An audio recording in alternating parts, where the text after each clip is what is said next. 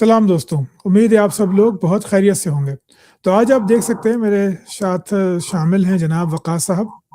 हम दोनों की मुलाकात पहली बार एक मुनाज़रे में हुई, उसके बाद हम दोनों एक-दूसरे की बातों का रद्द भी करते रहे, लेकिन आज मैंने इनसे दरख़्वास्त की कि आप आइए और अपना नुक़्ता नज़र वाज़ेह कीजिए। हम लोग कहाँ गलत हैं, क्या गलती कर रहे हैं और आप कौन से इस्लाम को मानते हैं, समझते हैं, बरतते हैं, जो कि वाक़ई ऐसा है कि जिसको एक आक़िल, बालिग़ और शऊरी इंसान को ज़रूर मानना चाहिए।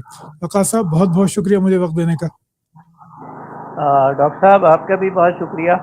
एक अच्छे अंदाज में डिबेट ये होनी चाहिए और ख़ास तौर पर मुझे आपका ये आइडिया बहुत पसंद आया। एक तो होती है ना कि एक ऐसी हॉट डिबेट जिसमें हर फर्द जीतने की बात करता है और मुखालिफ को चित करने की बात करता है, लेकिन जी, आपका ये अंदाज और ये जो चैनल है तो इससे मुझे खासी ये हुई कि चलें ज़ाहिर है ये ऑडियंस फैसला करेंगे कि किसकी बात ठीक है, किसकी बात गलत है, लेकिन दोनों बिल्कुल। अतराफ को पूरे तरीके से अपनी बात करने का मौका मिलेगा, तो बहुत अच्छा है और मैं आपका शुक्रिया अदा करता हूँ कि आपने मुझे इसमें मदऊ किया और इंशाल्लाह इस पे बात करेंगे। ज़बरदस्त जी। तो वक़ास साहब पहले शुरू करते हैं कि आप अपने बारे में कुछ बताइए। मतलब नौजवान वक़ास को इस्लाम से दिलचस्पी कब पैदा हुई? फिर वहाँ से किन-किन आपने कहना चाहिए नुक़्ता हाय नज़र को देखा? कहाँ-कहाँ जो है वो आपने ख़ाक छानी है जहाँ पे फिर आपका आखिरी क़याम जो था वो मौलाना मौदूदी की जमात इस्लामी बनी? इसका थोड़ा-सा हमें बताइए। अच्छा मैं चूँकि पैदा ही ऐसी फैमिली में हुआ जो कि पहले से सैयद अबुल आला मौदूदी से एसोसिएट भी थी और उनकी फ़िक्र से मुतासिर भी थी। मेरे दादा अच्छा। जान 1945 में मौलाना मौदूदी के रफ़ाक़ा में शामिल थे। फिर मेरे वालिद ओह! साहब वो इस्लामी जमीयत तलबा में रहे और फिर जमात इस्लामी में। लेकिन मैंने जमात इस्लामी को मौरूसी तौर पर कबूल नहीं किया, बल्कि समझ लें कि शऊरी तौर पर कबूल किया है। मैंने ज़माने तालिब इल्मी यानी स्कूल लाइफ़ में ही मौलाना मौदूदी के लिटरेचर का मुताला किया 8वीं 9वीं जमात में। मौलाना की अच्छा, किताबों की ख़ासियत ये है कि ये एक स्कूल का तालिब इल्म भी और यूनिवर्सिटी ग्रेजुएट भी इसको यकसां अंदाज़ से समझ सकते हैं। मसलन मौलाना की दीनियात है, मौलाना की खुतबात है, तो ये बहुत आसान किताबें हैं। लेकिन इन्होंने ज़ाहिर है मेरी शऊर की खिड़की खोली और मैंने मौलाना मौदूदी को स्टडी किया और इस ज़रिए से इस्लाम को समझा और ज़ाहिर है ये मुझे बहुत अट्रैक्ट भी किया और मैंने इसको एक लिहाज से अडॉप्ट कर लिया चूँकि मेरा फैमिली बैकग्राउंड भी ये था। अलबत्ता जब मैं कॉलेज लाइफ़ में दाखिल हुआ, तो मेरी एक शायद मेरे अंदर एक चीज़ है, मेरा एनालिटिकल माइंड है, तजज़ियाती ज़हन है और मैं चीज़ों को ज़रा गहराई से देखता हूँ, तो फिर मैंने ये सोचा कि मौलाना मौदूदी की जो मुख़ालिफ़ीन हैं, वो क्या कहते हैं? और इस लिहाज से फिर मैंने मौलाना की इस फ़िक्र पे जो तनकीदें हैं, वो पढ़नी शुरू कर दी। मसलन मैंने फिर अच्छा, मौलाना वहीदुद्दीन खान साहब को पढ़ा, उनकी ताबीर की गलती को और पूरा दिलचस्पी से पढ़ा और यानी समझकर और एक मुखालिफ की हैसियत से नहीं बल्कि एक तालिब इल्म की हैसियत से। फिर मैंने मौलाना सैयद अबुल हसन अली नदवी की जो तनकीद है असर हाज़िर में दीन की नई तशरीह उसका मुताला किया। फिर मैंने डॉक्टर इसरार अहमद की किताब जमात इस्लामी एक तहक़ीक़ी मुताला उसका मुताला किया और 90s के दौरान फिर मेरा जो राब्ता है वो जावेद अहमद गामदी साहब से भी हुआ, बल्कि मैं उनके पास आता-जाता भी रहा और उनसे बहस-व-मुबाहिसा भी हुआ और उनकी किताबों को भी पढ़ा। तो ये 4 तनकीदें हो गईं और 5वीं तरतीब मौलाना की जो खिलाफत व मुल्कियत है, उस पर जो तक़ी उस्मानी साहब ने मुफ्ती तक़ी उस्मानी साहब ने उसपे जो रद्द लिखा है, हज़रत मुआविया के हवाले से, तो उसका भी मुताला किया।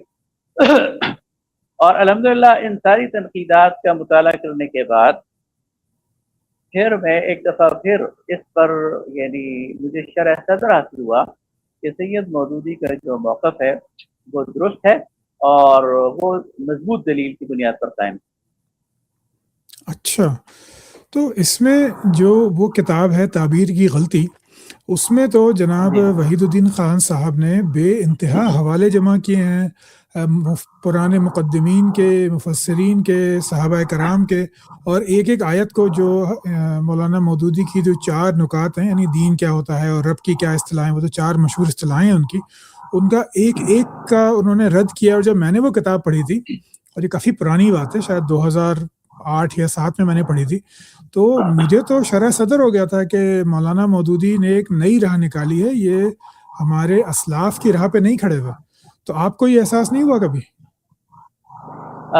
مولانا وحید الدین خان صاحب نے اپنی کتاب میں بنیادی طور پر 4 اعتراضات اٹھائے ہیں. پہلا اعتراض تو انہوں نے یہ اٹھایا کہ مولانا مودودی نے دین کو بطور نظام لیا ہے، جبکہ دین نظام نہیں ہے، بلکہ یہ کچھ چیزوں کا مجموعہ ہے جو افراد سے متعلق ہے. دوسرا وہ یہ کہتے ہیں کہ مولانا مودودی نے جو 4 اصطلاحات بیان کی ہیں، عبادت کی اور الہ کی اور رب کی اور دین کی، تو الہ اور عبادت میں اور ربوبیت میں مولانا نے سیاسی معنی داخل کر دیے ہیں، جو کہ فی الواقع اس میں ہے نہیں. تیسرا اعتراض وہ یہ کرتے ہیں کہ مولانا مودودی نے اصل اور فرع، یعنی بنیاد اور یعنی بیج اور پھل، اس کو ایک ہی اس میں ضمن ملا میں رکھ دیا دیا جی، اور فرا کو انہوں نے ملا اصل دیا. حیثیت دے دی. جی ہاں اور چوتھی بات وہ یہ کرتے ہیں کہ مولانا مودودی سے یہ بات پہلے کسی کو کیوں سمجھ نہیں آئی. یہ ان کے 4 بنیادی اعتراضات ہیں. اگر آپ کہیں گے تو میں ایک ایک کر کے اس کے جواب دے دوں گا. نہیں، میں بس آپ کا رویہ جاننا چاہ رہا ہوں کہ آپ کو متاثر کیوں نہیں کیا انہوں نے، ایک جنرل ویو، مطلب یہ تو میں یعنی ان کے جو 4 اعتراضات ہیں یہ صحیح اعتراضات ہیں، اور ان کو مثالوں کے ذریعے بالکل اس کا ریبٹل کیا جا سکتا ہے اور بتایا جا سکتا ہے کہ خود مولانا وحید الدین خان صاحب کہاں غلطی کر رہے ہیں اور کہاں ٹھوکر کر رہے ہیں. اچھا. ایسے ہی جو اچھا، میں ڈاکٹر اسرار والی بات تو چھوڑ دیتا ہوں کیونکہ وہ تو بہت ہی ضخیم کتاب ہے، تحقیقی مطالعہ والی، اس پہ تو ایک الگ سے نشست رکھنی پڑے گی. یہ جو ابوالحسن ندوی کی کتاب ہے، اس میں وہ ایک بات کرتے ہیں، باقی اعتراضات کو تو چھوڑ دیں. وہاں وہ یہ کہتے ہیں کہ اچھا، وہ اپنی بات بھی کرتے ہیں، اور شاید منظور نعمانی صاحب تھے ان کے ساتھ، وہ بھی شاید شامل تھے، مجھے صحیح یاد نہیں آ رہا. لیکن وہ ایک بات کرتے ہیں کہ مولانا مودودی کو جب قریب سے دیکھا تو ان میں وہ تقویٰ نہیں پایا جو اس پائے کی تحریک اٹھانے کے لیے ضروری تھا. تو یہ جو تقویٰ والی بات ہے، اس کو اگر آپ نے پڑھا، یقیناً پڑھا، تو اس کو آپ نے کس طرح مطلب دیکھا؟ یہ تو ایک ایسی بات ہے جو علمی تو نہیں ہے، یہ تو ایک ذاتی تجربے کو، انسان کے ذاتی کردار والی بات ہے. تو اس پہ جو ہے وہ آپ نے کچھ تحقیق کی یا آپ نے کچھ معلومات لی اپنے بزرگوں سے؟ یہ جو تقویٰ والی بات ہے نا، یہ تو اصل میں ایک فہم ہے اسلام کا. میں آپ کو اس کی ایک چھوٹی سی مثال دیتا ہوں. دارالسلام میں یہ سارے بزرگ اکٹھے تھے، جی تو ایک دن مولانا مودودی نے ان تمام بزرگوں کا کھانا کیا، انہیں دعوت دی. یہ سارے بزرگ چلے گئے کھانے کے موقع پر. اچھا، مولانا کی جو بیگم تھی وہ دہلی کے سادات گھرانے سے اور ایک سمجھ لیں اس وقت کی ایلیٹ کلاس سے تھی. جی تو ان کے ساتھ ان کا جو لیونگ اسٹینڈرڈ تھا وہ ذرا اچھا تھا. اچھا تھا وہ اپنے ساتھ برتن بھی اچھے لے کے آئی تھی، رکھ رکھاؤ ذرا. تو انہوں نے ذرا ایک اسٹینڈرڈ کی دعوت ارینج کر دی. جب میزبانوں کے سامنے کھانا چنا گیا تو بہت اچھا دسترخوان تھا، اس میں بہت اچھی کٹلری تھی اور انواع اقسام کے کھانے تھے. تو یہ بزرگ جو ہے انہوں نے بعد میں تبصرے کرنے شروع کر دیے کہ یہ تقویٰ کے معیار کے خلاف ہے. یعنی اگر انہیں اسٹیل کی پلیٹ میں کھانا دیا جاتا تو شاید وہ تقویٰ کے معیار کے مطابق ہوتا، اور اگر چینی کے برتن میں دیا گیا تو وہ تقویٰ کے معیار کے خلاف ہے. تو یہ وہ چیز تھی کہ جو اچھا ان بزرگوں کو، یہ چونکہ مدارس سے فارغ تھے، تو مولانا مودودی مثلا انہوں نے اپنے لیے اس دور میں سواری کے لیے الگ ٹانگا رکھا ہوا تھا جس سے وہ ہاں خود جی، چلاتے تھے، اس کا گھوڑا، اس کا اب یہ لوگ جو تھے وہ کہتے تھے یہ جو ہے وہ تھوڑی ایک عیاشی ہو لحاظ رہی سے ہے. یہ شفاقت کی عیاشی ہے. تو مولانا مودودی کا اپنا ایک تصور ہے تقویٰ کا. وہ سمجھتے ہیں کہ جن چیزوں کی اللہ تعالیٰ نے آپ کو حلال چیزوں کی اجازت دی ہے تو آپ کو انہیں برتنا چاہیے، اچھی زندگی گزارنی چاہیے، اور اس میں کسی تکلف کو نہیں کرنا چاہیے. تو یہ ہے وہ سارا کہانی. میں آپ کو یہ ذرا ایک اور بات بتا دوں بطور لطیفہ. یا لطیفہ تو نہیں ہے لیکن ظاہر ہے کہ اس کو میں سمجھنے میں مدد دیتی. سید ابو الحسن علی ندوی یہ بہت بڑے عالم ہیں اور بہت بڑے ہسٹورین ہیں اور ان کا بڑا کام ہے, اور مولانا مودودی آخر وقت تک ان کا بہت احترام کرتے تھے, اور یہ خود بھی مولانا مودودی کا بہت احترام کرتے تھے. انہوں نے جب یہ کتاب لکھی عصر حاضر میں دین کی نئی تشریح, تو یہ بات میں آپ کو براہ راست سورس سے بتا رہا ہوں. مولانا سید ابو الاعلیٰ مودودی کے سیکٹری رہے ہیں مولانا عاصم نعمانی, جنہیں مولانا سلطان ان کا اصل نام تھا. انہوں نے بذات خود یہ مجھے بتائی. انہوں نے کہا جب یہ کتاب مارکیٹ میں آئی تو مولانا کے پاس بھی آ گئی, تو میں نے دیکھا کہ مولانا نے اس کا دقت نظر سے مطالعہ کیا. پھر مجھے بلایا اور کہا کہ میری وہ کتاب قرآن کی 4 بنیادی اصطلاحات لے کے آؤ. تو کہتے ہیں میں گیا لائبریری سے وہ کتاب اٹھائی اور مولانا کی ٹیبل پہ رکھ دی. مولانا پھر 3-4 دن تک اپنی کتاب کا مطالعہ کرتے رہے. 4 دن بعد پھر انہوں نے مجھے بلایا اور کہا یہ کتاب واپس رکھ دو, اور پھر مجھ سے سوال کیا کہ تم نے مجھ سے پوچھا نہیں کہ میں نے کتاب کیوں منگوائی. اب اصل میں مولانا ایک بات ریکارڈ پر لانا چاہ رہے تھے اپنے سیکٹری کے ذریعے. تو سیکٹری صاحب کہتے ہیں کہ میں نے کہا مجھے تو نہیں پتا, آپ بتائیں. تو مولانا نے کہا کہ ابو الحسن الندوی ایک بڑا نام ہے اور ایک بڑا عالم ہے, اور اس نے جب میری فکر پر تنقید کی تو میں نے ضروری سمجھا کہ اس کی پوری بات پڑھوں اور پھر اثر نو اپنی فکر کا جائزہ لوں. اور میں نے اپنی فکر کا جائزہ اس کی روشنی میں لیا, لیکن میں اللہ کا شکر ادا کرتا ہوں کہ میں نے جو بات کہی ہے وہ ٹھیک ہے, اس میں کوئی کمی نہیں. اچھا, تقویٰ پہ مجھے ایک بات یاد آ گئی کہ ان کی سیرت میں پڑھا تھا مولانا مودودی کی کچھ عرصے پہلے, بلکہ کافی عرصے پہلے. تو ایک واقعہ لکھا تھا کہ آپ کو گردوں میں پتھری کی بہت تکلیف تھی, بار بار ہوتا تھا, آپریشن بھی ہوتے تھے, تو بہت تکلیف میں تھے. تو ایک صاحب آئے کہ بھائی آپ ڈاکٹر کے پاس چلیں, بہت دن ہو گئے. تو اٹھ نہیں سکتے تھے, لیکن وہ بڑی مشکل سے گئے ہیں, لیکن جب وہ تیار ہو کر آئے ہیں تو وہی چوڑی دار پاجامہ اور شیروانی. تو ان صاحب نے کہا کہ حضرت آپ اتنی تکلیف میں ہیں, اس قدر محنت کی کیا ضرورت تھی؟ تو انہوں نے کہا کہ بھائی اب ہمارا جو تمدن ہے وہ تو ہم نہیں چھوڑ سکتے نا ذرا سی تکلیف کے لیے. تو انہوں نے چوڑی دار پاجامہ بھی پہنا ہے, شیروانی بھی پہنی, اور اس کے ساتھ ہی وہ گئے. چلیں, بڑے آدمی تھے جی. تو چلے اپنی گفتگو کا آغاز کرتے ہیں وقاص صاحب. تو پہلے تو میں یہ جاننا چاہوں گا کہ آپ کے خیال میں جو ہے وہ آج کا نوجوان جو ہے وہ الحاد کی طرف مائل کیوں ہو رہا ہے؟ وہ کون سی چند وجوہات ہیں جو نوجوانوں کو اسلام سے متنفر کر کے ایتھیسٹ یا ایتھیزم کے دامن میں دھکیل رہی ہیں؟ اچھا فراز بھائی, یہ جو ایتھیزم ہے نا, یہ آج کا فینومینن نہیں ہے, جی بلکہ انسانی تاریخ میں یہ بہت پرانا ایک فینومینن موجود ہے. اور آج سے 4000 سال پہلے بھی, خود رسول اللہ صلی اللہ علیہ وسلم کے دور میں بھی, اور آج بھی. قرآن پاک کے تفسیر سے ہمیں پتہ چلتا ہے اس وقت جب کسی ایتھیسٹ نے یہ اعتراض کیا کہ قالوا ارنا اللہ جہرا, یہ کہتے ہیں کہ اللہ ہمیں سامنے سامنے دکھاؤ, اگر اللہ ہے تو ہمیں نظر آنا چاہیے. تو اللہ نے اس پر تبصرہ کیا کہ کذالک قال الذین من قبلہم, ان سے پہلے بھی لوگ ایسی ہی باتیں کرتے ہیں. تشابہت قلوبہم, ان کے مائنڈ سیٹ ایک ہیں. تو جو ایتھیزم ہے یہ آج سے نہیں ہے, بہت پرانا ہے, اور ان کا جو علم الکلام ہے یا ان کا جو مائنڈ سیٹ ہے, ان کے جو دلائل ہیں وہ بھی آج کے نہیں ہیں, وہ بھی بہت پرانے ہیں, اور اس پر ہر دور میں ان کو کافی و شافی جواب بھی دیا جاتا رہا. بلکہ آج کے جو جسے آپ نیو ایتھیزم کہتے ہیں, یہ تو اس لحاظ سے بہت ہی زیادہ غریب ہے کہ اس کے پاس اپنا کچھ نہیں ہے, اس نے جو بھی کچھ لیا ہے مستشرقین سے لیا ہے.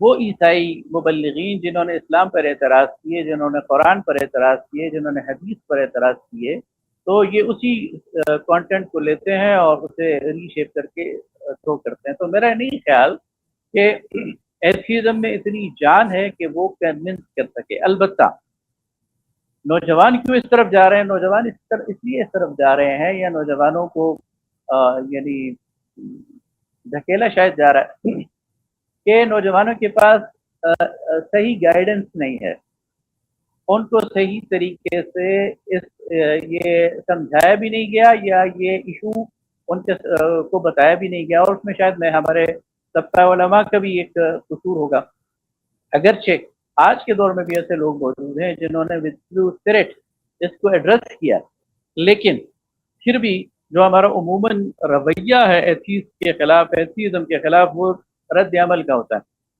وہ بعض اوقات تو تکار تک پہنچ جاتا ہے، وہ بعض اوقات بحث مباحثے تک پہنچ جاتا ہے، اور اس میں پھر شدت بھی آ جاتی ہے. تو اس وجہ سے، اور شاید یہی وہ چیز ہے کہ جس کو پھر ہمارے خلاف استعمال کیا جاتا ہے. لیکن جہاں آپ ٹھنڈے دل سے بیٹھ کر مکالمے کی فضا میں ایئر کنڈیشن روم میں ان کے ساتھ بیٹھ کر گفتگو کریں گے تو کبھی بھی وہ آپ کے مقابلے میں ٹھہر نہیں سکتے. اچھا، نہیں ایئر کنڈیشن ہے تو کھانا وانا بھی منگوا لیں، قورمہ بریانی بھی ہو جاتا ہو تو فوراً. تو جی آپ نے بالکل. علماء کی بات کی، تو ان جنرل عام طور پہ کہ بغیر کسی کے نام یا نشاندہی کے، علماء وہ بنیادی غلطی یا غلطیاں کیا کرتے ہیں جب وہ، ایک تو آپ نے بتایا کہ مزاج ہوتا ہے، غصہ آ جاتا ہے، لیکن اس کے علاوہ جب ایتھیزم اپنے دلائل پیش کرتا ہے، خدا کا انکار کرتا ہے، رسول اللہ کی ذات پہ یا قرآن مجید پہ اعتراضات کرتا ہے، تو ہمارے علماء کون سی غلطیاں کرتے ہیں ان کا مقابلہ کرنے کے لیے، یعنی جہاں وہ مات کھا جاتے ہیں پھر ان سے؟ میرا یہ خیال ہے کہ جب ایتھیزم بات کر رہا ہوتا ہے تو ایک تو وہ سائنس اور سائنٹسزم جس کی بات کر رہے ہیں نا، اور ہمارے ہاں جو دینی طبقہ ہے وہ اس پہلو سے وہ کمزور ہے، تو اس وجہ سے وہ شاید مروب ہو جاتے ہیں. دوسری بات یہ ہے کہ وہ جب آپ کے اسلامی لٹریچر کا مطالعہ کر کے ایتھیسٹ آپ پر اس راستے سے وار کرتا ہے تو اس کا بھی شاید یعنی ہاں اس کا مقابلہ کیا جا سکتا ہے، اور ہر چیز ایسی ہے کہ جس کا جواب موجود ہوتا ہے بعض اوقات، لیکن اس کے لیے اپنے مطالعے کی، ہمارے ہاں مطالعے کا رجحان بھی بہت کم ہو گیا، شاید یہ بھی جی. ایک وجہ ہے. اچھا، اور دوسرا یہ کہ کیا آپ کو لگتا ہے کہ جو ہمارا عمومی دینی نصاب ہے، جو ہم جیسے نظامی میں پڑھتے ہیں، مختلف مدارس کا اپنا اپنا ہے، لیکن کیا وہ کافی و شافی ہے ایک بچے کو، نوجوان کو، جب وہ 8 سال مدرسے میں گزار کے فارغ ہوتا ہے تو وہ آئے کسی مسجد میں امامت کرے یا کچھ پڑھائے وغیرہ، تو وہ پھر ان سوالوں کا، ایتھیزم کے حملوں کا مقابلہ کر سکے؟ یہ سوال میں اس لیے پوچھ رہا ہوں کہ میرے اپنے جانے والوں میں 4 یا 5 علماء ہیں جو فارغ التحصیل ہیں. ان میں سے ایک نے تخصص فی تفسیر کیا ہوا ہے، ایک نے تخصص فی الفقہ کیا ہوا ہے، اور وہ اب بالکل اسلام چھوڑ چکے ہیں. تو یہ ہمارا نصاب کی کوئی تبدیلی آپ کے خیال میں، آپ کی ذاتی حیثیت میں کوئی ہونی چاہیے کہ جس سے نوجوانوں کو پہلے سے ہی تیاری ہو ان کی کہ ایتھیزم کا یا الحاد کے حملوں کا مقابلہ کرنے کے لیے؟ اچھا جی، نصاب کوئی اسٹیگننٹ چیز نہیں ہے، یہ تو وقت کے ساتھ ساتھ امپروو ہوتا رہنا چاہیے، یہ تو بہتر ذریعہ ہے. یہ بہرحال ہمارا المیہ ہے کہ ہمارے جو مدارس کا نصاب ہے اور اس میں تبدیلی کی رفتار اتنی زیادہ نہیں ہے. یعنی میں یہ نہیں کہہ رہا کہ ہمیں روایتی علوم نہیں پڑھانے چاہیے، بالکل پڑھانے چاہیے، اور اس طرح پڑھانے چاہیے کہ اس پر پوری دسترس ہو، لیکن اس کے ساتھ جو جدید تقاضے ہیں اور جو جدید علوم ہیں ان کو بھی سامنے مین اسٹریم میں لے کے آنا چاہیے اور انہیں پڑھانا چاہیے. تب ہی ہمارا نوجوان اس قابل ہوگا کہ وہ ایتھیزم کا مقابلہ کر سکتا ہے. اور یہ مقابلہ مشکل نہیں ہے، لیکن چونکہ ہمارا بالکل ایک طرف کمزور ہوتا ہے تو ہم اس میں مار کھا جاتے ہیں. ٹھیک ہو گیا. اچھا، تو پھر چلیے، اب یہ تو بات ہو گئی علماء کی اور مسلمانوں کی. اگر میں آپ سے یہ پوچھوں کہ آپ کے خیال میں جو لوگ ملحد ہو جاتے ہیں، چلیے میں تھوڑا بوڑھا ہو گیا، تھوڑا پڑھ بھی لیا میں نے، عام جو ہوتے ہیں 19 سال 20 سال 25 سال 30 سال، یہ جو لوگ ہوتے ہیں، یہ کون سی وہ بنیادی غلطیاں کرتے ہیں کہ جو یہ ایتھیزم کے چنگل میں پھنس جاتے ہیں، چلیں اس کو ایسے کہہ لیں؟ کون سی غلطیاں ہوتی ہیں ان کی آپ کے خیال میں؟ دیکھیے مسئلہ یہ ہے نا کہ اگر ہم ایتھیزم کا مطالعہ کریں تو ان کے جو سوالات ہیں وہ ایسے کوائن کرتے ہیں سوالات کی جس کے نتیجے میں ایک عام مسلمان کے ذہن میں شک و شبہ پیدا ہو جاتا ہے. حالانکہ ان سوالات کو پراپرلی ایڈریس کیا جا سکتا ہے، ان کا جواب دیا جا سکتا ہے، اور میرا یہ خیال ہے کہ اس کا بہترین ذریعہ تو خود قرآن ہے. یعنی میں اس پر آج بھی کنونس ہوں. مجھے بہت سارے لوگ کہتے ہیں کہ الحاد کا مقابلہ کرنے کے لیے فلاں لٹریچر پڑھنا چاہیے، فلاں لٹریچر پڑھنا چاہیے، لیکن میں یہ سمجھتا ہوں آج بھی کہ الحاد کا بہترین مقابلہ قرآن پاک ہی کے ذریعے کیا جا سکتا ہے. خاص طور پر قرآن پاک کی جو صورتیں ہیں، جو مکی صورتیں ہیں، اس میں براہ راست اس ایشو کو اللہ تعالیٰ نے ایڈریس کیا ہے. اور اگر آپ تھوڑا سا اسے بغور اس کا مطالعہ کریں گے تو اللہ تعالیٰ ان کے ایک سوال کا جو ہے وہ جواب دیتا ہے اور کافی اور شافی جواب دیتا ہے. لیکن آج ہماری نوجوان نسل وہ قرآن سے دور ہے. قرآن کا ان کا ایک سرسری مطالعہ ہوتا ہے اور اس کے مقابلے میں جب ان پر سوالات کیے جاتے ہیں وہ اس کے لیے قابل نہیں ہوتے. اور ظاہر ہے اب آپ خدا کے وجود پر سوال اٹھا دیں, آپ جنت اور جہنم اور موت کے بعد کی زندگی پہ سوال اٹھا دیں تو نوجوانوں کا ذہن تو کچا ہوتا ہے, وہ اس چکر میں آ جاتے ہیں. پھر لائف اتنی ایمبیشیس ہے اور لائف کے ٹارگیٹس اتنے ایمبیشیس ہیں کہ پھر انسان کو ایک اچھا اسکیپ ملتا ہے کہ چلو کوئی سوال و جواب نہیں ہے, کوئی پوچھ گچھ نہیں ہے, تو یہ ایک آسان راستہ ہے, اس کو اختیار کرو اور بابر بیاش کوش کے عالم دوبارہ ڈیس, یعنی جس طرح تمہیں زندگی گزارنی ہے اس طرح گزارو. میں اس میں عیاشی کی طرف نہیں جا رہا, لیکن اسلام تو میں ظاہر سمجھ ہے گیا. آپ کو کچھ رولس کا پابند کرتا ہے, جی جی, تناسانی رولس کا ہوتی ہے, کوئی پابند مسئلہ کرتا نہیں ہے. ہوتا. ہاں اچھا, یہ بات آپ نے جو کی ہے نا, یہ اس کو ماننا میرے لیے تھوڑا سا مشکل ہو رہا ہے تجربے کی وجہ سے, کہ جتنے بھی اب تک میں نے, کئی اچھا سال ہو گئے مجھے, یہ 4-5 سال ہو گئے اس باضابطہ طور پہ پڑھتے ہوئے, کوئی بھی مسلمان عالم دین یا اپولوجیٹک یا کوئی بھی کبھی بھی قرآن مجید کو پیش نہیں کرتا. وہ قرآن کی حقانیت پہ دلیل تو دیتے ہیں کہ یہ خدا کی کتاب ہے اور یہ معجزہ ہے, یہ ہے وہ ہے, لیکن اس کا جو کنٹینٹ ہے اس کو کبھی بھی ایتھیزم کے خلاف پیش نہیں کرتے. تو یہ آپ کا کافی نیا اسٹانس لگا مجھے, کہ واقعی اس کے اندر جو اس کی مکی صورتیں ہیں یا اس کا پورا جو آؤٹ لک ہے وہ الحاد کے خلاف بہت ہی مؤثر دلیل ہے. چلیے, اس پہ آپ کو دوبارہ تکلیف دوں گا کہ قرآن مجید سے الحاد کا رد جو ہے, تو ابھی تو یہ فی الحال موقع نہیں ہے اس کا. اچھا جی, تو اچھا, آخری سوال اس میں جی میں جی آپ کو ایک چھوٹے جی ایک آپ کو ذرا ایک بتا دوں, یہ اللہ کا حکم بھی یہ ہے کہ اللہ تعالیٰ نے نبی کریم صلی اللہ علیہ وسلم کو سورہ بنی اسرائیل میں فرمایا, اور وہ مکی صورت ہے, کہ وَجَاهِدْهُمْ بِهِ جِهَادًا كَبِيرًا. اے نبی صلی اللہ علیہ وسلم, اس قرآن کے ذریعے ان کے ساتھ جہاد جہاد کیجیے. کیجیے, یعنی ان کو اس قرآن کے ذریعے کنونس کیجیے. تو یہ تو بالکل میں اس پر کلیئر ہوں کہ قرآن پاک کے اندر اتنا کانٹینٹ ہے کہ الحاد کا مقابلہ کیا جا سکتا ہے. ٹھیک ہو گیا. اچھا, تو اب آخری سوال الحاد کو لے کے, کہ اب جماعت اسلامی سے آپ کا تعلق ہے, تو ان کا ایک نظریہ ہے اسلامی ریاست کا اور اسلام بحیثیت نظام کا.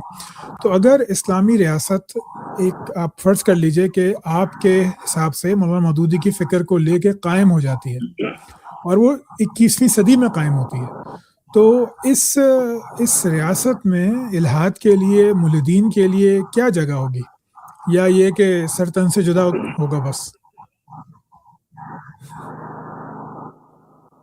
دیکھیے جی, اسلامی ریاست جو ہے اس کے ساتھ بہت ساری مسکنفیوژن وابستہ ہو گئی ہیں. وقت کے ساتھ ساتھ اسلامی ریاست کو سمجھ لیا گیا ہے کہ وہ ایک ایسی ریاست ہوگی جس میں کچھ لوگوں کے ہاتھ میں کوڑا ہوگا, وہ راستے میں پھر رہے ہوں گے, جو نماز نہیں پڑھے گا وہیں اس پر حد لگا دیں گے, جو کوئی اور کا غلط کام کر رہا ہوگا تو اسے مارنا شروع کر دیں گے, کوئی عورت بے جی پردہ نظر آئے گی تو اسے جیل میں ٹھونس دیں گے. تو ہمارے یعنی تیونس کے راشد الغنوشی ہیں, ان کا ایک فقرہ ہے کہ لوگ یہ سمجھتے ہیں کہ ہم انہیں بیڑیوں اور زنجیروں میں باندھ کر جنت لے جانا چاہتے ہیں. تو یہ اسلام کا تصور نہیں ہے. اسلامی ریاست جو ہے اس میں ظاہر ایک قانون تو ہے, اور اس جی کے جی قانون کا پورا احترام ہونا چاہیے, اور وہ قانون ہر معاشرے میں ہوتا ہے, اور ہر جو سویلائز معاشرہ ہے وہ اپنے قانون پر کوئی کمپرومائز بھی نہیں کرتا. اسلامی قوانین بھی ہیں, لیکن اسلام صرف قوانین کا نام نہیں ہے. اسلام تو ایک پورا نظام زندگی ہے جس میں اخلاق بھی ہے, جس میں تعلیم بھی ہے, جس میں تربیت بھی ہے, جس میں حقوق بھی ہیں, جس میں فرائض بھی ہیں. مسلمانوں کے معاشرے میں غیر مسلموں کے بھی پورے حقوق و فرائض ہیں. اب یہ تو ڈپینڈ کرتا ہے کہ ایتھیسٹ اپنے آپ کو کس اسٹیٹس پر رکھتے ہیں. ایتھیسٹ اپنے آپ کو غیر مسلم کے اسٹیٹس پر رکھتے ہیں, یا وہ اپنے آپ کو ایک ایسے مسلمان کے اسٹیٹس پر رکھتے ہیں کہ جو کہ متلاشی ہے حق کا اور سوالوں کے جواب چاہتا ہے. اب یہ دو مختلف اسٹیٹس ہیں. اگر وہ یہ سمجھتا ہے کہ میرے کچھ سوال ہیں اور جینون سوال ہیں اور میں ان کے جواب چاہتا ہوں, تو کسی کے سوال کرنے پر کوئی پابندی نہیں ہے. اللہ کے رسول صلی اللہ علیہ وسلم سے بھی لوگ سوال کرتے تھے, یہاں تک کہ صحابہ کرام رضوان اللہ تعالیٰ علیہ اجمعین میں سے مجھے یاد نہیں کوئی صحابی آئے اور کہا یا رسول اللہ, میرے ذہن میں ایسے ایسے خیالات آتے ہیں کہ مجھے اپنے اوپر کفر کا اندیشہ ہوتا ہے. ہوں، تو آپ صلی اللہ علیہ وسلم نے فرمایا نہیں، اس سے نہ یہی گھبراؤ، ایمان ہے. یہ جی بس یہی جو ہے وہ ایمان کی کیفیت ہے. تو مسئلہ یہ ہے کہ سوال تو کسی کے ذہن میں بھی پیدا ہو سکتا ہے، اور اسے یہ اس کا حق ہے کہ اس کا جواب دیا جائے، بجائے اس کے کہ اسے کوڑے مارے جائیں اور اسے جو ہے وہ پابند سلاسل کیا جائے. تو اسلامی معاشرے میں سوال اٹھانے پر، تحقیق کرنے پر، جستجو کرنے پر، حق تک پہنچنے پر کوئی پابندی نہیں ہوگی. معذرت کے ساتھ وقاص بھائی، یہ بات اسلامی تاریخ میں تو نظر نہیں آتی. مطلب ہم معتزلہ کو لے لیں، ہم قدریہ کو لے لیں، بہت ساری کہانیاں ہیں کہ سوال کرنے والوں کے ساتھ تو اچھا نہیں ہوا. لیکن آپ کے خیال میں اب جو ہمارا فہم ہے آج کا اسلام کا، اس میں ہم سوال کی اجازت دیں گے لوگوں کو کہ وہ کھلے عام سوال کر سکیں؟ میں آپ کو بتاؤں نا کہ ہمارے پاس رول ماڈل کیا ہے، ہمارے پاس آئیڈیل کیا ہے. ہمارے پاس آئیڈیل ہے اللہ کے رسول صلی اللہ علیہ وسلم کی سیرت، اور ان کے بعد خلفائے راشدین. اس کے علاوہ جو کچھ ہے وہ انسانی کام ہے، اس میں ٹھیک بھی ہو سکتا ہے، غلط بھی ہو سکتا ہے. اگر اس 1500 سالہ تاریخ میں مسلمان حکومتوں میں کچھ غلط ہوا ہے تو میں اس کو جسٹیفائی نہیں کروں گا. میرے سامنے تو آئیڈیل قرآن ہے اور سنت ہے، مجھے اس سے کوئی ایسی چیز دکھائی جائے گی تو میں مانوں گا. ٹھیک ہے. تو اب آخری سوال اس پہ تھوڑا سا کرٹیکل ہے. تو جب میں نے جماعت اسلامی کے لٹریچر کا، مولانا مودودی کا کافی گہرا مطالعہ کیا اپنی نوجوانی میں، تو وہاں پہ ایک بات سامنے آئی کہ جب میں نے امین احسن اصلاحی صاحب کی رودات پڑھی کہ وہ کیوں الگ ہوئے، اسرار صاحب کی رودات پڑھی کہ انہوں نے ماچھی گوٹ کا اجتماع اور وہ سب ہوا، اس میں ایک بات جو لوگ کہتے تھے وہ، اور یہ 2-3 افراد جو انہوں نے چھوڑا ہے انہیں، بڑے لوگوں نے، انہوں نے لکھی اور کہی کہ مولانا مودودی جو ہیں وہ تمام اختیارات اپنے ہاتھ میں رکھتے تھے اور سوال جواب کے کہنا چاہیے حق میں نہیں تھے. مطلب جو سوال ان پہ تنقیدی انداز میں کیا جائے، ان کے طرز فکر پہ یا ان کے الیکشن میں حصہ لینے پہ یا پھر اور انتظامی معاملات میں، وہاں وہ نہیں کرتے تھے، اور پھر کوشش کرتے تھے کہ زیادہ ہو تو کہتے اچھا ٹھیک ہے میں استعفیٰ دے رہا ہوں. تو اس کو ایز اے ٹول یوز کرتے تھے اپنا کرنے کے لیے. میں یہ نہیں کہہ رہا کہ ان کی ذات پہ وہ نہیں کہہ رہا، تنقیص نہیں کر رہا. میں یہ کہہ رہا ہوں کہ جس فکر کے آپ نمائندہ ہیں، جو آپ ٹھیک سمجھتے ہیں، اس فکر کا جو بانی ہے اس کے بارے میں یہ اعتراضات اٹھ رہے ہیں. تو آپ کے خیال سے مودودی صاحب بھی تنقید سے اوپر نہیں ہیں؟ اگر وہ قرآن مجید اور حدیث کے خلاف ہوں گے تو آپ کہیں گے کہ ہاں بھائی یہ ان کی بات جو ہے وہ انسان تھے اور ہم یہ بات ان کی نہیں مانیں گے؟ یہ تو بالکل ریکارڈ پر ہے، مولانا مودودی کی تحریریں موجود ہیں کہ میری فقہی آراء کسی کے لیے لازمی نہیں ہے، اور کوئی بھی چاہے تو اس سے اختلاف کر سکتا ہے، کوئی جی، اس کا پابند نہیں ہے. یہ اور بات ہم ٹھیک ہے. کبھی بھی مولانا مودودی کو جو ہے وہ تنقید سے ماورا اور تنقید سے بالاتر نہیں سمجھتے، بلکہ اگر آپ جماعت اسلامی کی شوراؤں کی رودادیں پڑھیں تو آپ کو لگے گا کہ مولانا مودودی پر سخت تنقیدیں ہوئی ہیں. جس معاملے کی طرف آپ نے اشارہ کیا ہے وہ تھوڑا سا غلط بیان کیا گیا ہے. دیکھیے، ایک ہے آپ کے موقف پر تنقید ہونا، اب اس سے بڑھ کر کیا یعنی ہوگا کہ ڈاکٹر اسرار احمد صاحب جماعت اسلامی میں شامل ہوئے، ان کی عمر 22 سال تھی، ایک 22 جی سالہ نوجوان، اور انہوں نے مولانا مودودی کی فکر پر تنقید کی. تو ایک 22 سالہ نوجوان کو جماعت اسلامی کا امیر اتنا پروٹوکول دے رہا ہے کہ پورے پاکستان کا اجتماع ارکان بلاتا ہے ماچھی گوٹ میں، اور اسے 6 گھنٹے کا موقع دیتا ہے کہ وہ اپنی کھل کر ساری بات کہے. یہ جو ڈاکٹر اسرار صاحب کی کتاب ہے نا جماعت اسلامی تنقیدی جائزہ، یہ دراصل ان کی ماچھی گوٹ میں جو خطاب ہے تقریر وہ ہے. جی جی. اب اس کو آپ پڑھ لیں. وہ کتاب پڑھتے ہوئے آپ کو 6 دن لگیں گے، اور یہ ساری کی ساری تقریر انہوں نے جماعت اسلامی کے اجتماع میں کی ہے. اس کے بعد مولانا مودودی نے اس کے جواب دیا، وہ بھی کم و بیش اتنا ہی تھا، اور اس کے بعد ارکان سے رائے لی گئی تو 915 میں سے 15 ارکان نے وہ اسرار صاحب کے حق میں ووٹ دے دیا، اور 900 کے قریب ارکان نے مولانا مودودی کے حق میں ووٹ دے دیا.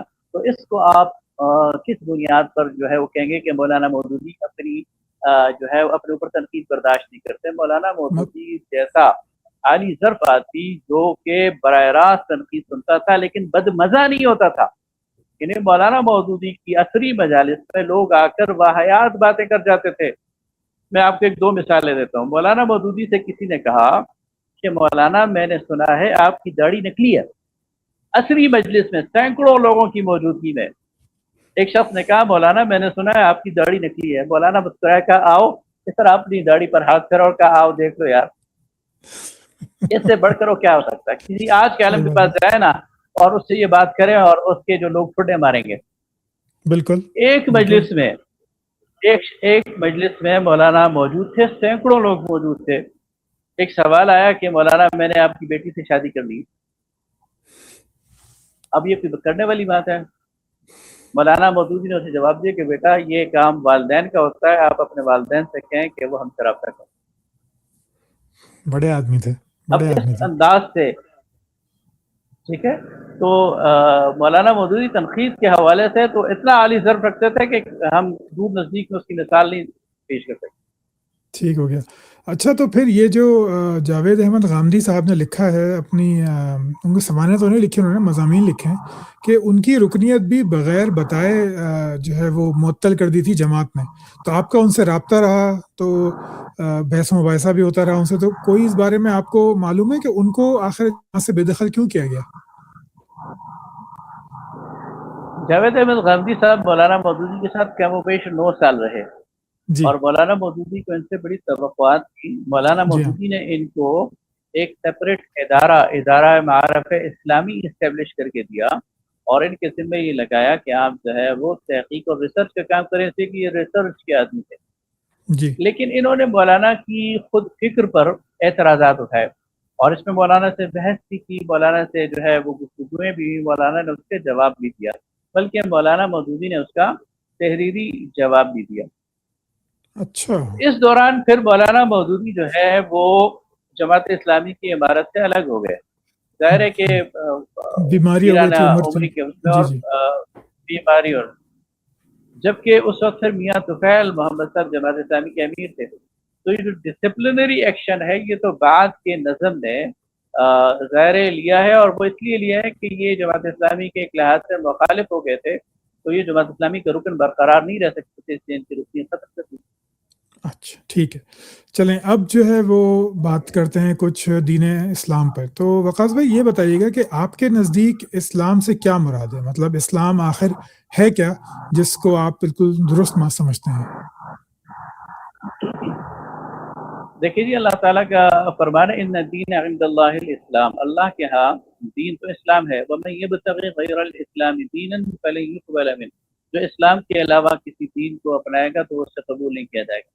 اللہ تعالیٰ نے جب آدم علیہ السلام کو دنیا میں بھیجا تو اس وعدے کے ساتھ کہ اہبطوا منہا جمیعا, یہاں سے اتر جاؤ, فإما یأتینکم منی ھدی, پھر جب میری طرف سے تمہارے پاس ہدایت آئے گی, فمن کی تبع پیروی کریں. ھدایا فلا خوف علیہم ولا هم یحزنون, تو اس کی پیروی کریں.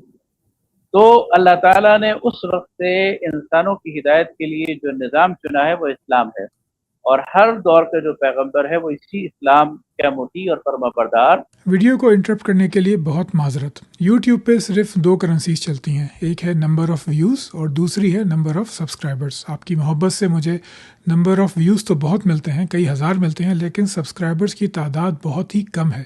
90 سے 95% لوگ ویڈیو دیکھتے ہیں لیکن سبسکرائب نہیں کرتے.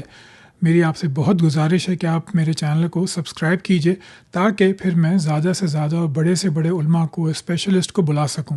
کسی کا بھی وقت بہت قیمتی ہوتا ہے اور وہ اپنے وقت کا معاوضہ مجھ سے نہیں لیتے, لیکن وہ مجھ سے ویوز یا اپریسیشن یا اپنے چینل کی گروتھ ضرور چاہیں گے. اس کے لیے ضروری ہے کہ نہ صرف میرے ویوز زیادہ ہوں بلکہ چینل کی سبسکرپشن بھی کافی زیادہ ہو. اب چلتے ہیں دوبارہ آپ کی ویڈیو کی طرف. بہت شکریہ. اور اسی اسلام کا ماننے والا اور مسلم تھا. ابراہیم علیہ السلام کا بھی اللہ تعالیٰ بطور خاص اسلام کے حوالے سے ذکر کرتے ہیں کہ اذ قال له ربه اسلم قال اسلمت لرب العالمین. پھر یہ سلسلہ چلتا رہا اور اس کو آخر میں جو اس کا کلائمیکس آیا وہ محمد الرسول اللہ صلی اللہ علیہ وسلم کے ذریعے اللہ تعالیٰ نے شریعت کو مکمل کر دیا.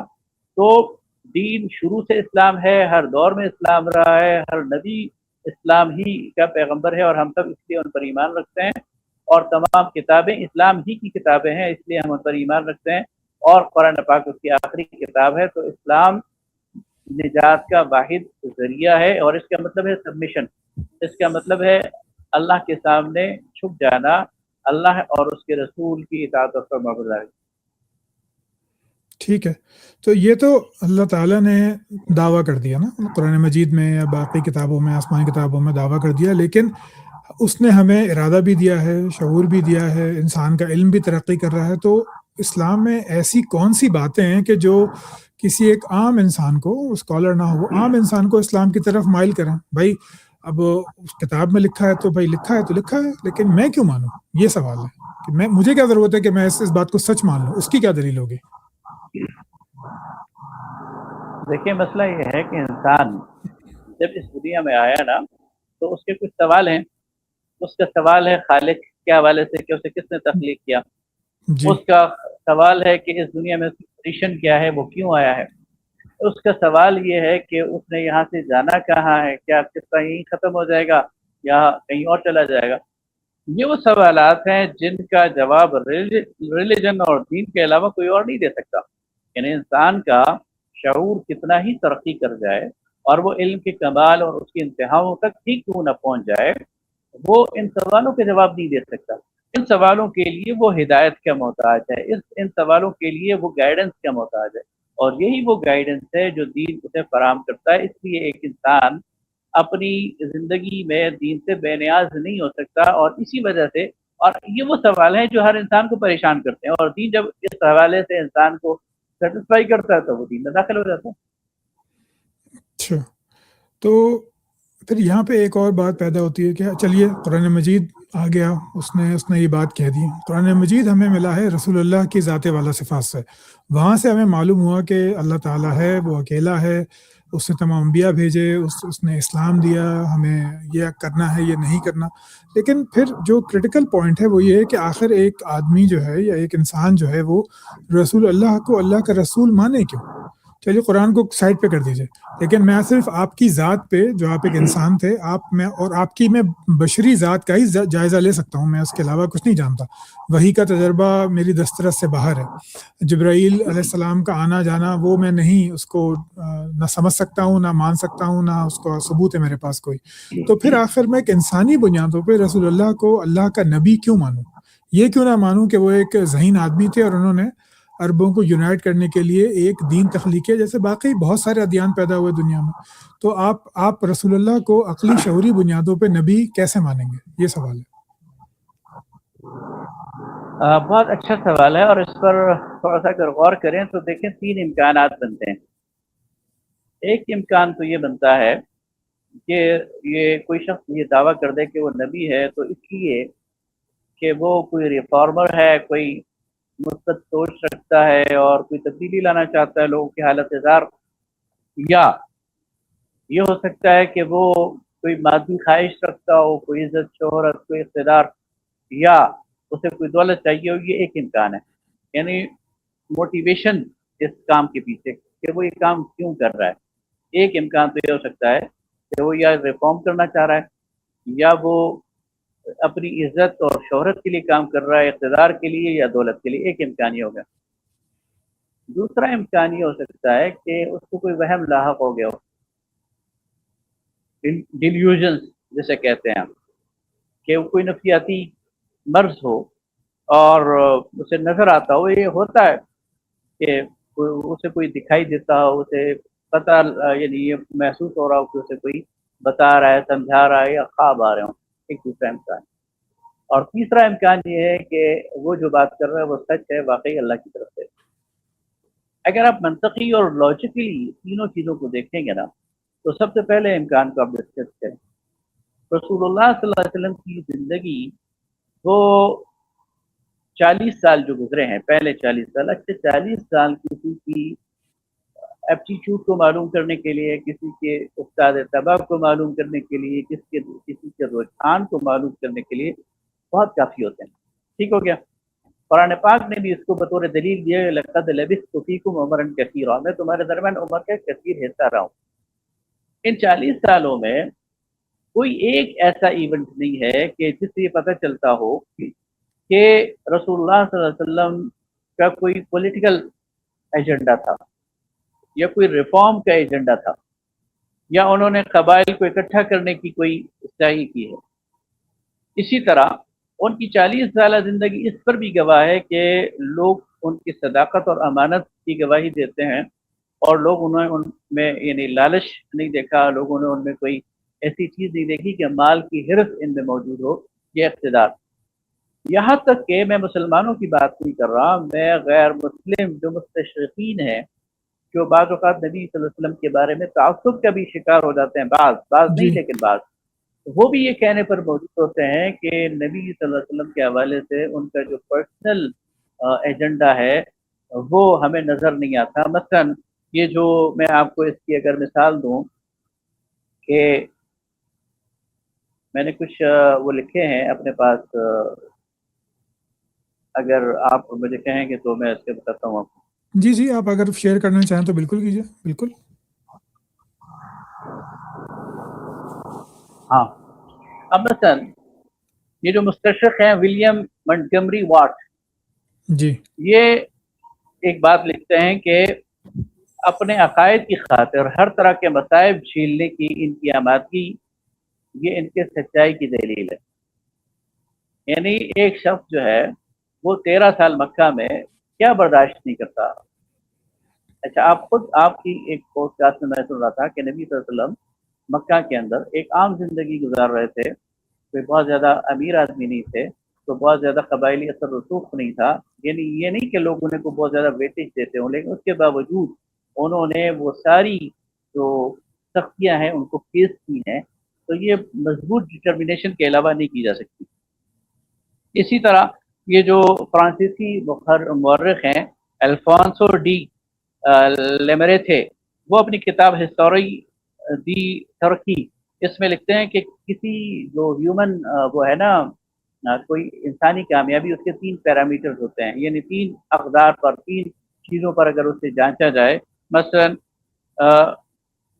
ایک شخص ہیومن گریٹنس کے کس مقام پر ہے، مقصد کی بلندی اس کی کتنی ہے، اور اس کے پاس کم ترین وسائل ہوں، مقصد بلند ترین ہو، وسائل کم ترین ہو، اور حیران کن نتائج وہ حاصل کر لے۔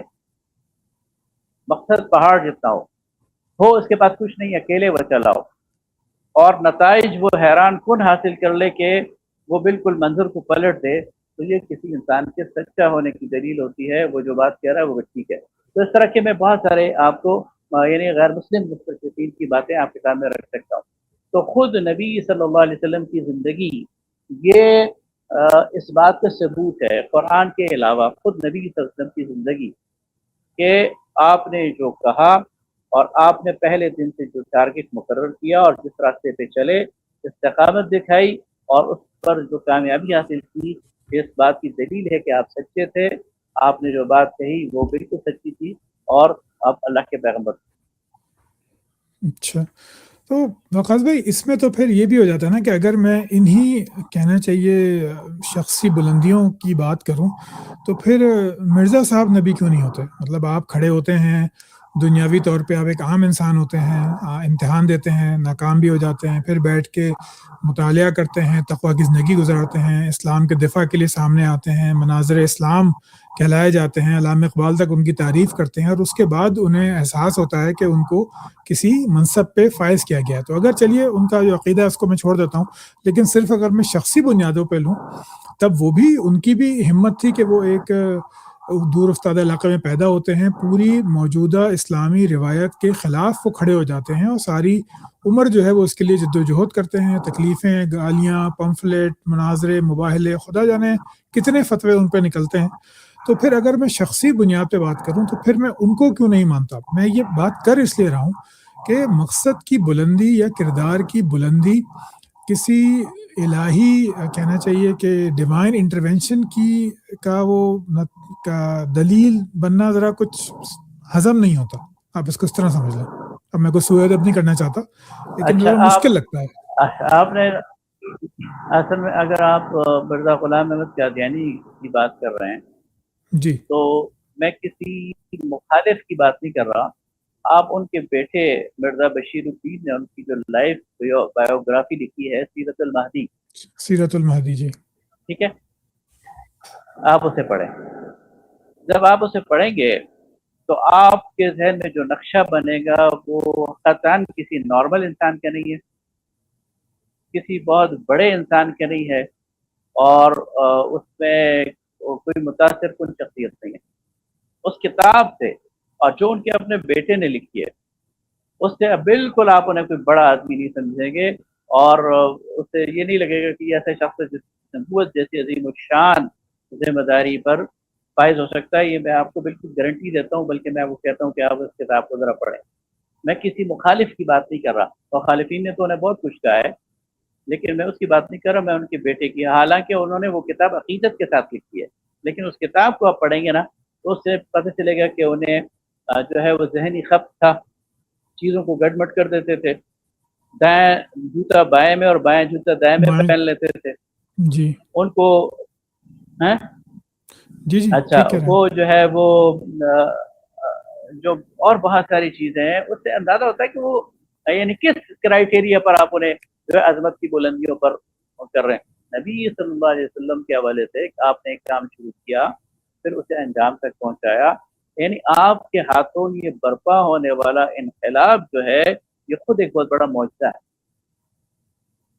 اچھا سیرت المہدی کے بارے میں آڈینس کو بتا دوں کہ یہ کتاب جب آئی تھی تو جماعت احمدیہ نے اس کو مارکیٹ سے اٹھا لیا تھا، چند ہفتوں بعد ہی، چند ماہ بعد ہی اس کو مارکیٹ سے اٹھا لیا تھا، اور آج یہ اویلیبل نہیں ہے، لیکن جو مخالفین قادیانیت ہیں انہوں نے یہ کتاب اویلیبل کر رکھی ہے، تو اگر آپ ڈھونڈیں گے تو آپ کو مل جائے گی۔ اور جو وقاص صاحب بات کہہ رہے ہیں وہ بہرحال درست ہے کہ انہوں نے بہت ساری روایات اس میں ایسی لکھی ہیں جو بیان کرنا مناسب نہیں ہے، کہ جس کو پڑھ کے آپ کے لیے مشکل ہو جاتا ہے کہ آپ مرزا صاحب کو جو ہے وہ اللہ کا نبی مانیں یا مسیح موعود مانیں، ذرا مشکل ہو جاتا ہے۔ یہ بات ویسے بالکل صحیح ہے۔ اچھا اب رسول اللہ کی ذات پہ جب ایک کہنا چاہیے کہ ایک نگاہ ڈالی جاتی ہے تو آپ کے تمام کام انسانی نظر آتے ہیں، مطلب آپ نے کوئی ایسا کام نہیں کیا، مطلب آپ مثالیں دے رہے ہیں حضرت موسیٰ کی کہ دریا ہٹ گیا، اور حضرت عیسیٰ کی اور حضرت صالح کی، لیکن آپ کا تمام کام انسانی ہے اور وہ پریڈکٹیبل ہے۔ یعنی یہ آپ نے منگنڈری واٹ کی مثال دی، تو انہوں نے 2 کتابیں لکھی تھی، محمد ایٹ مدینہ اور محمد ایٹ مکہ۔ انہوں نے دکھایا یہ تھا کہ کتنا کنٹراسٹ ہے محمد صلی اللہ علیہ وسلم کی مدنی زندگی میں، اور کتنا زیادہ وہ الگ ہے ان کی مکی زندگی سے، کہ مکی زندگی میں آپ ایک ریفارمر ہیں، آپ ایک سوشل ایکٹیوسٹ ہیں، آپ غریبوں کا ساتھ دیتے ہیں اور ان کے لیے کھڑے ہوتے ہیں، ظلم سہتے ہیں، ہاتھ باندھ کے رکھتے ہیں، لیکن جب آپ مدینہ میں آتے ہیں، پاور آپ کے ہاتھ میں آتی ہے، تو پھر آپ ایک اسٹیٹس مین، سپہ سالار، منصف، یہ سب بن جاتے ہیں، اور پھر آپ نے پاور اپنے ہاتھ میں رکھی، بالکل ویسے ہی جیسے کہ باقی فاتح، یا میں ٹائرنٹ کا لفظ استعمال نہیں کرنا چاہتا، وہ لوگ رکھتے ہیں، جیسے سکندر اعظم تھا، جیسے چنگیز خان تھا، جیسے احمد شاہ ابدالی تھا، محمود غزنوی تھا، کہ پاور کا سورس ان کے پاس تھا، پاور ڈسٹریبیوشن انہوں نے نہیں کی۔ ہٹلر تھا، مسولینی تھا، آپ ان کی مثالیں لے لیں۔ تو یہ ایک ایسا کنٹراسٹ ہے جو کہ درجہ نبوت کے لیے ذرا ہضم نہیں ہوتا، کیونکہ ہمارے پاس جتنی بھی امثال موجود ہیں، اسلامی تاریخ کو ہی دیکھ لیں تو اس میں بھی یہ ہمیں دکھتا نہیں۔ حضرت داؤد، حضرت سلیمان جو ہے وہ بادشاہ پیغمبر تھے، لیکن ان کی جو ہمیں تاریخ پہنچی ہے وہ اتنی کم ہے کہ ہم کوئی رائے قائم نہیں کر سکتے، لیکن اس کے علاوہ جو ہمارے پاس کہانیاں پہنچی ہیں، میں کہانیاں اپنے لیے کہہ رہا ہوں، سیرت جو پہنچی ہے، حضرت موسیٰ کو لے لیجئے کہ ان کے لوگ جو ہیں ان سے اختلاف کر رہے ہیں، جنگ پہ نہیں جا رہے، کوئی سزا نہیں دی جاتی سوائے ایک واقعے کے، جب انہوں نے بچڑے کی پوجا کی تھی، کوئی ان کو سزا نہیں دی جاتی، وہ رہتے ہیں ساتھ میں، اختلاف کرتے ہیں، اتنا زج کرتے ہیں کہ حضرت موسیٰ اللہ سے دعا کرنے پہ مجبور ہو جاتے ہیں۔ لیکن محمد صلی اللہ علیہ وسلم کے بارے میں ایسا نہیں ہوتا، کوئی ایک بات کہتا ہے اور فوراً ہی صحابہ کی تلواریں میان سے نکل آتی ہیں۔ اچھا یہاں میں جو ہوں وہ معذرت اگر آپ کو برا لگے، لیکن میں آپ سے ایک آنےسٹ بات پوچھنا چاہ رہا ہوں کہ جب ایک انسان یہ سب واقعات پڑھتا ہے تو پھر نبوت پہ ایمان لانا، ایک ارحم الراحمین کے رحمت للعالمین نبی پہ ایمان لانا ذرا مشکل محسوس ہوتا ہے۔ تو یہ سوال صرف میرا نہیں ہے، یہ کئی مولدین کا ہے، تو اس کو آپ، اس اعتراض کو آپ کیسے رفع کریں گے؟ کس طرح ہمیں دیکھنا چاہیے اس کو؟ اچھا دیکھیں، یہ جو آپ نے کہا نا کہ مکہ میں آپ کا ایک انداز تھا اور مدینہ میں، تو یہ تو فطری بات ہے۔ مدینہ میں جب آپ ایک اسلامی ریاست کے سربراہ بن گئے تو ظاہر ہے آپ نے اسلامی ریاست کے سربراہ کی حیثیت سے، فوج کے سربراہ کی حیثیت سے، عدلیہ کے سربراہ کی حیثیت سے انتظامی فیصلے بھی کرنے تھے اور عدالتی فیصلے بھی کرنے تھے۔ اچھا یہ اسٹیٹس آپ کو اللہ رب العالمین نے دیا ہے، آپ کو مطاع بنایا ہے، من یطیع الرسول فقد اطاع اللہ، جو رسول کی اطاعت کرے وہ دراصل اللہ کی اطاعت کرتا ہے۔ لیکن اس کے باوجود رسول اللہ صلی اللہ علیہ وسلم کی زندگی کو آپ دیکھیں تو آپ کو بھوتیوں ایسے انسٹنس ملتے ہیں کہ جہاں صحابہ نے رسول اللہ کی آیت سے اختلاف کیا، اور نہ صرف یہ کہ اختلاف کیا بلکہ رسول اللہ اپنی رائے چھوڑ کر صحابہ کی رائے اختیار کرتے ہیں۔ تو آپ یہ کیسے کہہ سکتے ہیں کہ آپ نے جو ہے وہ ایک ڈکٹیٹر کے طور پر ان کو وہ چلایا؟ نبی صلی اللہ علیہ وسلم کو اللہ تعالیٰ حکم دیتا ہے قرآن پاک میں، وَشَاوِرْهُمْ فِي الْأَمْرِ، ان کو شریک مشورہ کیجئے۔ آپ صلی اللہ علیہ وسلم اللہ کے نبی تھے اور آپ پر وحی نازل ہو رہی تھی، آپ کسی کے مشورے کے محتاج نہیں تھے، لیکن اس کے باوجود اللہ تعالیٰ نے اہل ایمان کو ان کا مقام دلانے کے لیے اور ان کی تالیف قلب سمجھ لیں اپنے نبی کو پابند کیا کہ ان سے مشورہ کیجیے۔ اور آج کس موقع پہ کہا؟ اس موقع پہ کہا جب ان سے بہت بڑی غلطی ہو گئی تھی احد کے موقع پر۔ رسول اللہ صلی اللہ علیہ وسلم نے جب وہ 50 لوگ ڈپلوائے کیے تھے اور انہوں نے حکم عدولی کی اور اس کے نتیجے میں مسلمانوں کا نقصان ہو گیا، 70 لوگ شکست ہو گئی۔ شہید ہو گئے، اس کے باوجود شکست وقتی طور پر ہو گئی، لیکن اس وقت اللہ تعالیٰ نے نبی صلی اللہ علیہ وسلم کو کہا کہ استغفر لہم، ان کے لیے معافی کیجیے، اس لیے کہ یہ غدار نہیں تھے، بے وفا نہیں تھے، ان سے ایک وقتی اس کی وجہ سے ججمنٹل ایرر ہو گیا ہے اور اس سے بہت بڑا نقصان ہوا ہے، لیکن ان کے لیے استغفار کیجیے۔ وشاورہم فی الامر، اور اب ایسا نہیں ہے کہ ان کو نظر انداز کر دیں بلکہ ان کو شریک مشورہ کیجیے، یہ آپ کے مشیر ہی ہیں، آپ کے ساتھی ہیں۔ اس سے آپ اندازہ لگائیں کہ اللہ کے رسول صلی اللہ علیہ وسلم نے کس طرح یہ سارا انتظام چلایا ہے اور کس طرح اس کو مینیج کیا ہے۔ تو یہ تو ہمارے سامنے سیرت نے بہت خوبصورت مثال دی ہے۔ ٹھیک ہے، چلیے یہ اس پہ کافی اعتراض ہو سکتے ہیں لیکن یہ موضوع نہیں ہے میرا۔ تو اب آگے چلتے ہیں، تو یہ بتائیے کہ آپ کے خیال میں جب آپ نے جماعت اسلامی کی فکر کو اتنا کچھ سمجھ کے پڑھ کے کئی تنقیدات کا مطالعہ کر کے جب اختیار کیا تو آپ کا احساس کیا تھا کہ مولانا مودودی نے وہ کون سا گوشہ یا گوہر دریافت کیا ہے جو کہ باقیوں کی نظروں سے اوجھل رہا؟ آپ کو کیا لگا ایسا؟ اچھا اس میں دو پہلو ہیں۔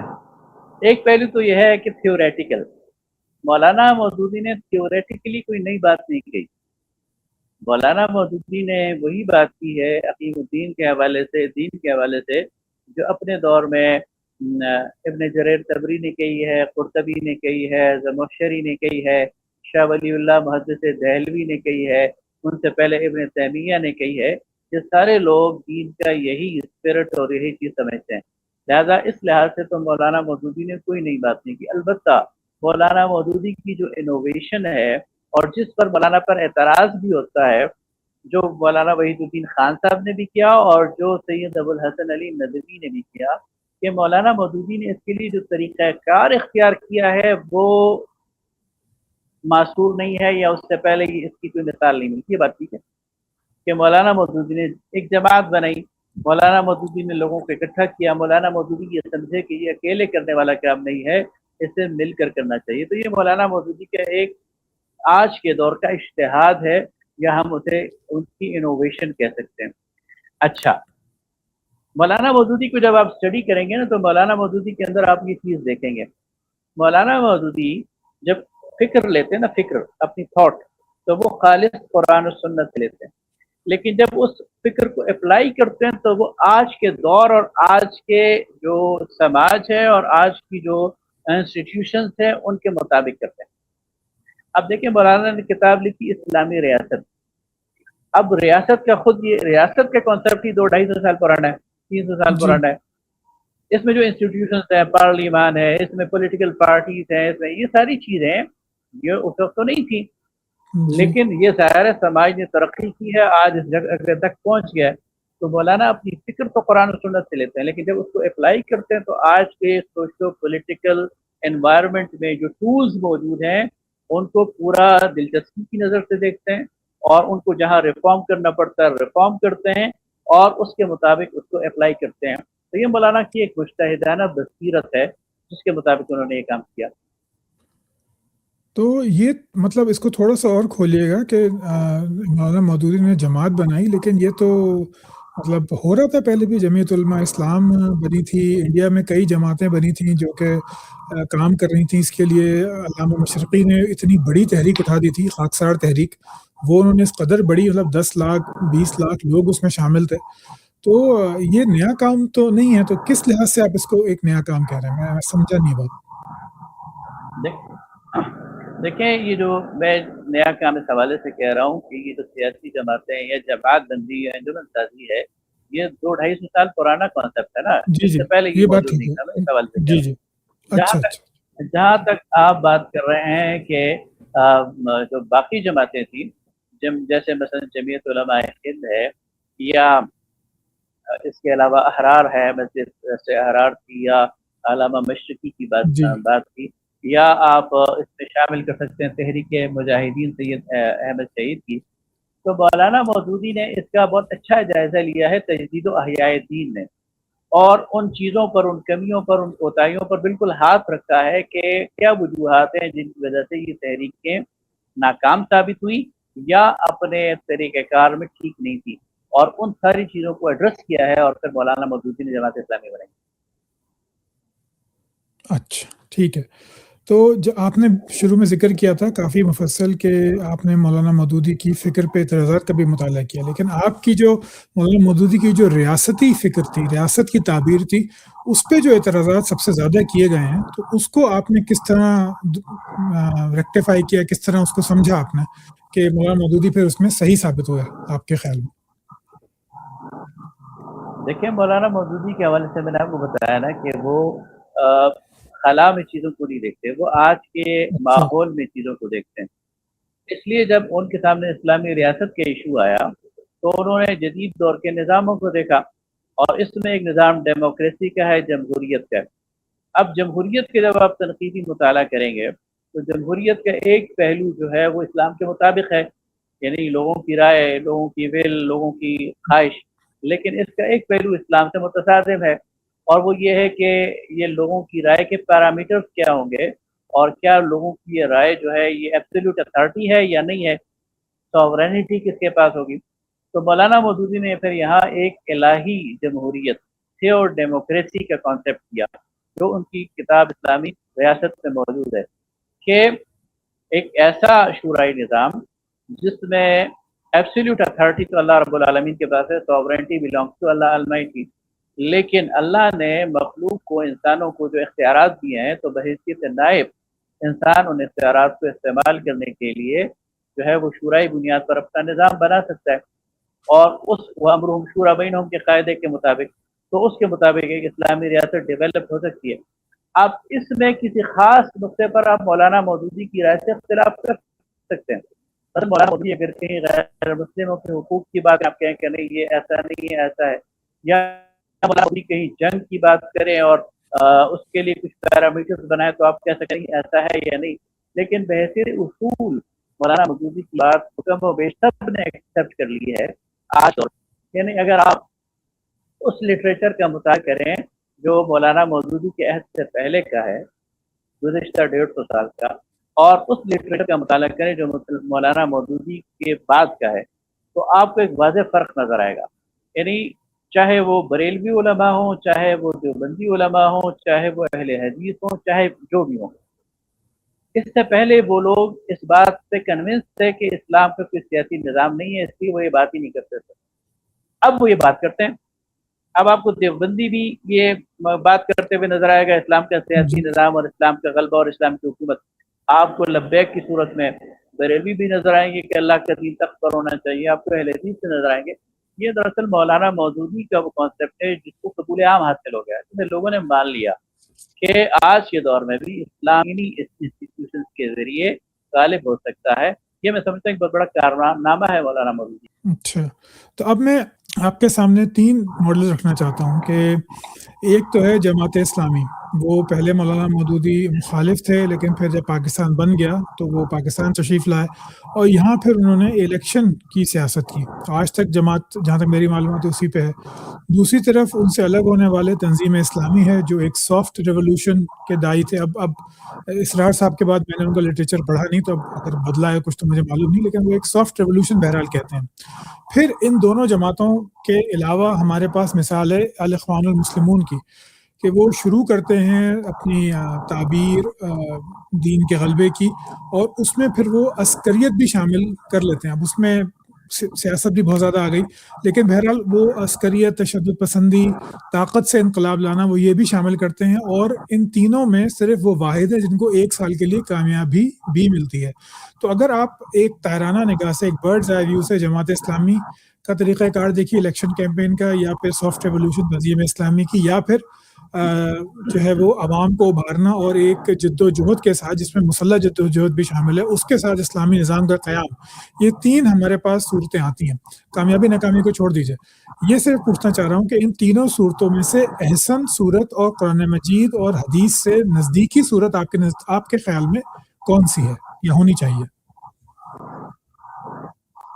اچھا، پہلے ایک چھوٹا سا تبصرہ کہ مولانا مودودی نے پاکستان کی مخالفت کی، شاید آپ یہ کہنا چاہ رہے تھے؟ جی، شروع میں تو وہ مخالف تھے نا، جہاں تک میری معلومات ہے.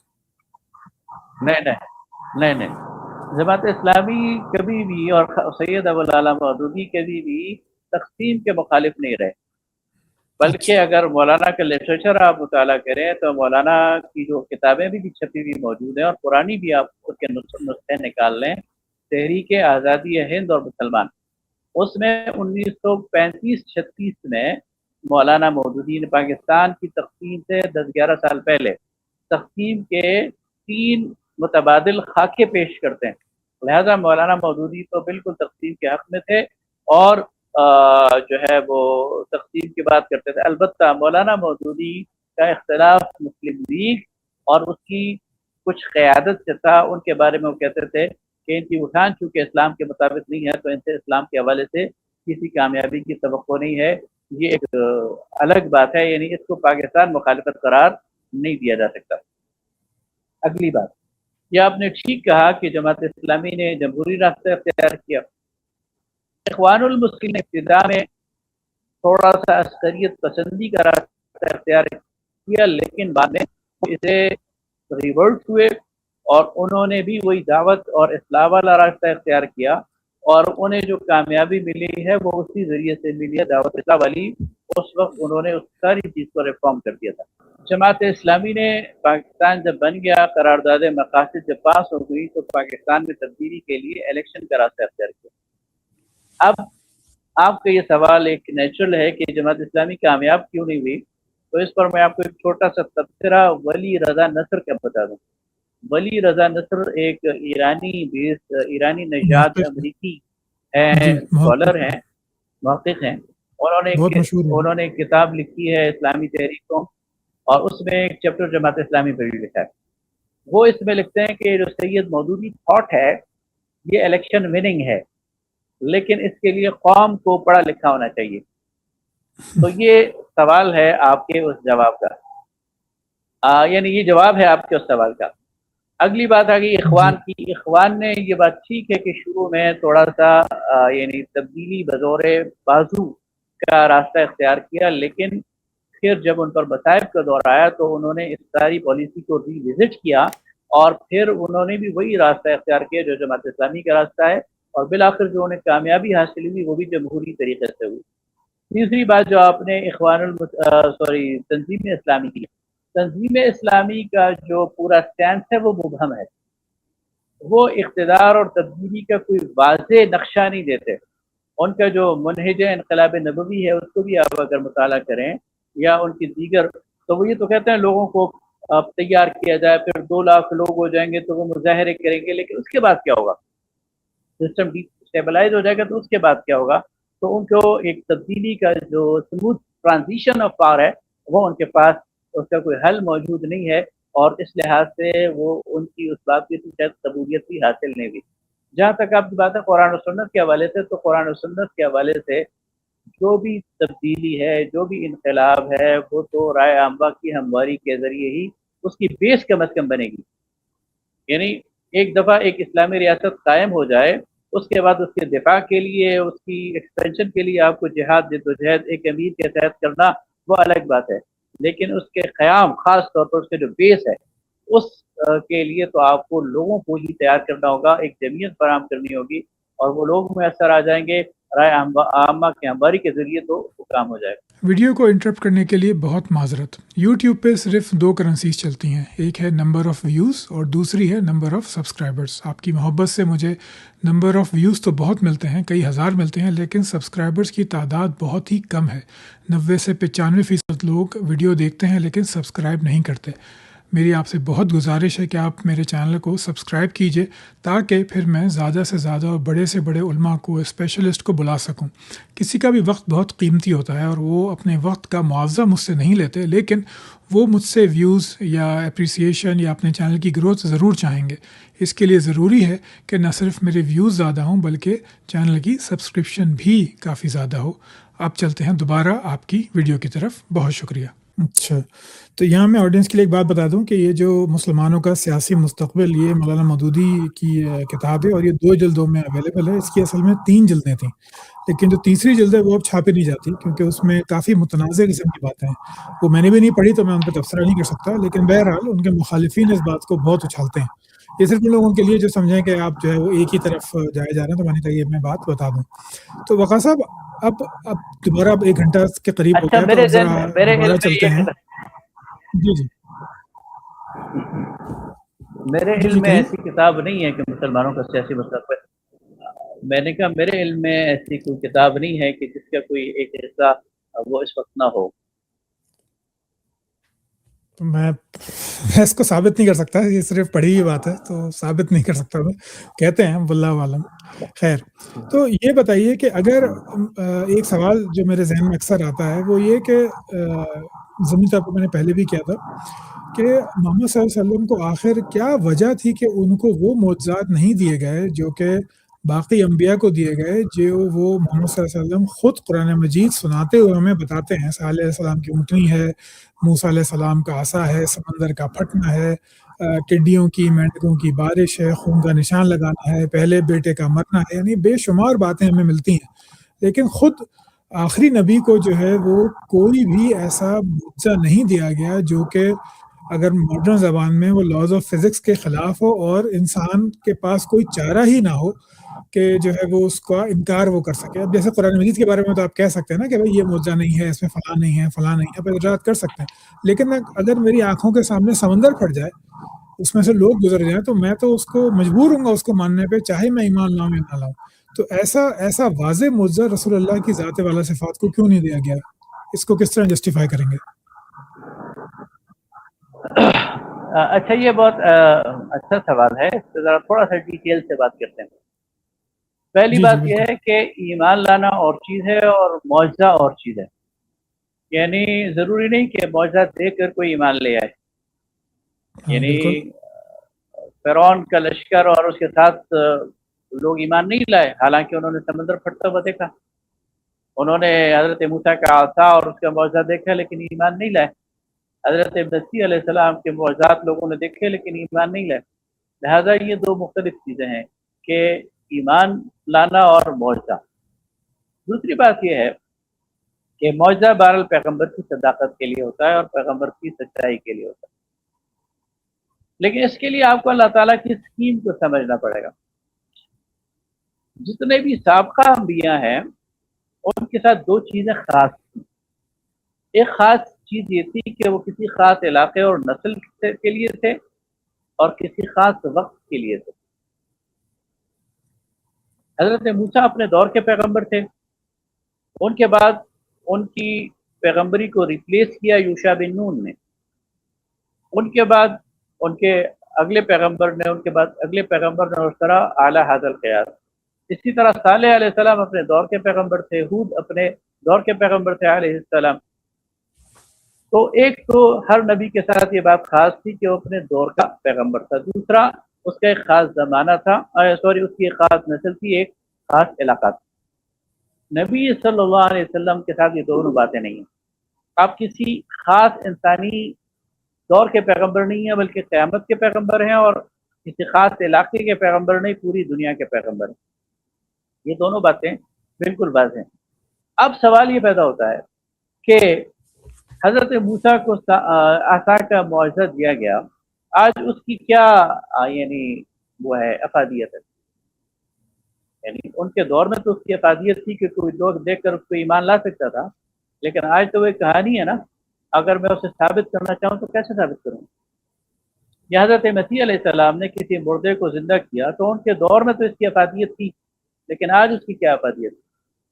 لہٰذا اگر نبی صلی اللہ علیہ وسلم کو بھی معجزات دیے جاتے تو وہ اس دور کے لوگوں کے لیے تو مفید تھے، میرے لیے کیسے مفید ہو سکتے ہیں؟ میرے لیے تو مفید نہیں ہے، آپ کے لیے مفید نہیں ہے آج کے دور۔ دیکھو وہ تو کہتے ہیں جی ہم کیسے ثابت کریں؟ اس لیے مشرکین مکہ نے بار بار مطالبہ کیا کہ کوئی معجزہ دکھا دیں، کوئی آسمان سے فرشتے اتار دیں۔ اللہ تعالیٰ نے کہا قرآن کو ماننا تو مانو، ورنہ اس کے علاوہ کوئی اور معجزہ نہیں۔ اس کی وجہ یہ ہے کہ یہ دعوت لانگ لاسٹنگ ہے، قیامت تک کے لیے ہے، تو آپ کو ایک ہی معجزہ دیا گیا اور وہ ہے قرآن، اور وہ قیامت تک کے لیے ہے، آج بھی ہے، آج سے 1000 سال بعد بھی ہے، 50,000 سال بعد بھی ہے، 50 لاکھ سال بھی زندگی رہے گی تو یہ معجزہ انٹیکٹ رہے گا، اور یہ ہے نبوت محمدی صلی اللہ علیہ وسلم کی دلیل اور وہ خاص پوزیشن جس کی وجہ سے آپ کو دیگر یعنی آپ کو چھوٹے چھوٹے معجزات دیے گئے، آپ یعنی جو حدیث کی کتابوں میں ملتے ہیں، لیکن ایسا محسوس معجزہ جس طرح حضرت موسیٰ کو دیا گیا یا حضرت مسیح علیہ السلام کو دیا گیا، تو اس کے نہ دینے کی وجہ یہ ہے کہ آپ کی نبوت کسی خاص علاقے کسی خاص وقت کے لیے نہیں، قیامت کے لیے تھی، اور اس میں جو معجزہ درکار تھا وہ اللہ کی کتاب ہے۔ میں یہ اتنا مجھے کنونسنگ لگتا نہیں، اس کی وجہ یہ ہے کہ اگر میں اپنے آپ کو رکھ کے دیکھتا ہوں ابو لہب کی جگہ، ابو جہل کی جگہ، تو وہاں پہ میں یہ سوچتا ہوں کہ بھائی یہ ایک صاحب ہیں جو رہے ہیں اور اچھے تمیزدار انسان ہیں، بہت اعلی اخلاق کے مالک ہیں، لیکن میں ان کو نبی کیوں مانوں؟ مطلب کہنے کا یہ کہ آپ صلی اللہ علیہ وسلم کی جو بعثت تھی وہ پہلے مکہ میں اپنی قوم کے لوگوں کی طرف تھی، کچھ علماء اس کو خاص کرتے ہیں کہ نہیں وہ قریش کی طرف تھی، بعثت خاص سے وہ کہا جاتا ہے بعثت عام، تو ان کو بھی کوئی معجزہ دکھا دیا جاتا۔ مطلب یہ تو ایک عجیب سی تھوڑی ناانصافی مجھے لگتی ہے کہ فرعون کو تو اتنا بڑا معجزہ دکھا دیا، وہ ایمان نہیں لایا، وہ ٹھیک ہے اس کو چھوڑ دیں، لیکن خود قریش کو، کفار مکہ کو، مدینہ میں یہودیوں کو، یہ وہ وقت تھا کہ جب تاریخ لکھنے کا رواج پیدا ہو گیا تھا، انسان متبادل تواریخ سے واقف بھی تھا، باہم لیوانٹ کا جو میسوپوٹیمیا کا علاقہ ہے اس میں بہت زیادہ سفر ہوتے تھے، سمندری سفر ہوتے تھے، چین تک قافلے جاتے تھے، تو وہاں پہ اگر کوئی ایسی بات ہوتی تو وہ ہماری ریکارڈڈ ہسٹری کا حصہ ہوتی ہے، قیامت تک کے لیے ہوتی ہے۔ موسیٰ علیہ السلام کا معجزہ 2500-3000 سال پہلے تھا، یا بلکہ اس سے بھی زیادہ، تو وہ ٹھیک ہے، وہ ریکارڈڈ ہسٹری نہیں ہے، وہ ہمارے پاس، ہم اس کو کوئی تصدیق نہیں کر سکتے، لیکن اگر آپ کے لیے مثال کے طور پہ صحرا میں نخلستان پیدا ہو جاتا ہے، یا صحرا 2 حصوں میں بڑھ جاتا ہے، یا وہاں پہ سمندر آ جاتا ہے، مطلب ایک ایسی بات کر رہا ہوں، تو ان کفار پہ بھی اتمام حجت ہونی چاہیے تھی کہ جیسے کہ باقی انبیاء کی قوموں پہ ہوئی، اور وہ ہماری ریکارڈڈ ہسٹری میں آج قرآن مجید کے ساتھ وہ کھڑا ہوتا کہ بھائی دیکھو یہ جو لوگ تھے، انہوں نے اتنے ہزار لوگوں نے معجزہ دیکھا اور اس کی رپورٹ کی اور اس کی خبر پہنچی ہے اس موجود دنیا کی تمام اقوام کی طرف، ہندوستان تک، چین تک، اور جو ہے وہ میسوپوٹیمیا، عراق، مصر، ہر جگہ یہ بات پہنچی ہوئی ہے۔ تو اگر میں اس کو اس طرح کر کے دیکھوں تو مجھے تو سب سے پہلے تو یہ کہ کفار پہ ذرا ہمدردی محسوس ہوتی ہے کہ ان کا تو حق تھا کہ ان کو کوئی ایسا حسی معجزہ دکھایا جاتا، اور پھر اللہ تعالیٰ سے شکایت ہی پیدا ہوتی ہے کہ اگر وہ یہ کام کر دیتا تو آج ہمارے پاس جو ہے وہ ایک انڈینائبل ایویڈنس ہوتی کہ جو ہے وہ محمد مصطفیٰ صلی اللہ علیہ وسلم اللہ کے آخری نبی تھے۔ تو آپ کے خیال میں ایسا بہتر نہیں تھی اس کی؟ دیکھیں نا جی، میں آپ سے گزارش کر رہا ہوں کہ حضرت موسیٰ نے جب معجزہ پیش کیا تو وہ حسی معجزہ تھا نا، لیکن ادھری دربار میں لوگوں نے کہا یہ تو سحر ہے، یہ تو جادو ہے، تو نبی صلی اللہ علیہ وسلم بھی ایسی کوئی حسی بات کرتے تو مشرکین مکہ نے یہی کہنا تھا، اور یہ قرآن نے کہا کہ یہ کہیں گے کہ یہ تو سحر ہے، یہ تو جادو ہے۔ اس کے ایک اور پہلو بھی ہے، اور وہ پہلو یہ ہے کہ قریش مکہ کو قرآن کی صورت میں جو معجزہ دیا گیا وہ اس کے یعنی اس کو یعنی اس کی جو کلام کی جو قرآن کی جو وہ ہے اثر ہے، تاثیر ہے، اس کا انکار نہیں کر سکے۔ یہی تو وجہ ہے کہ وہ لوگوں کو روکتے تھے اس کتاب کو سننے سے۔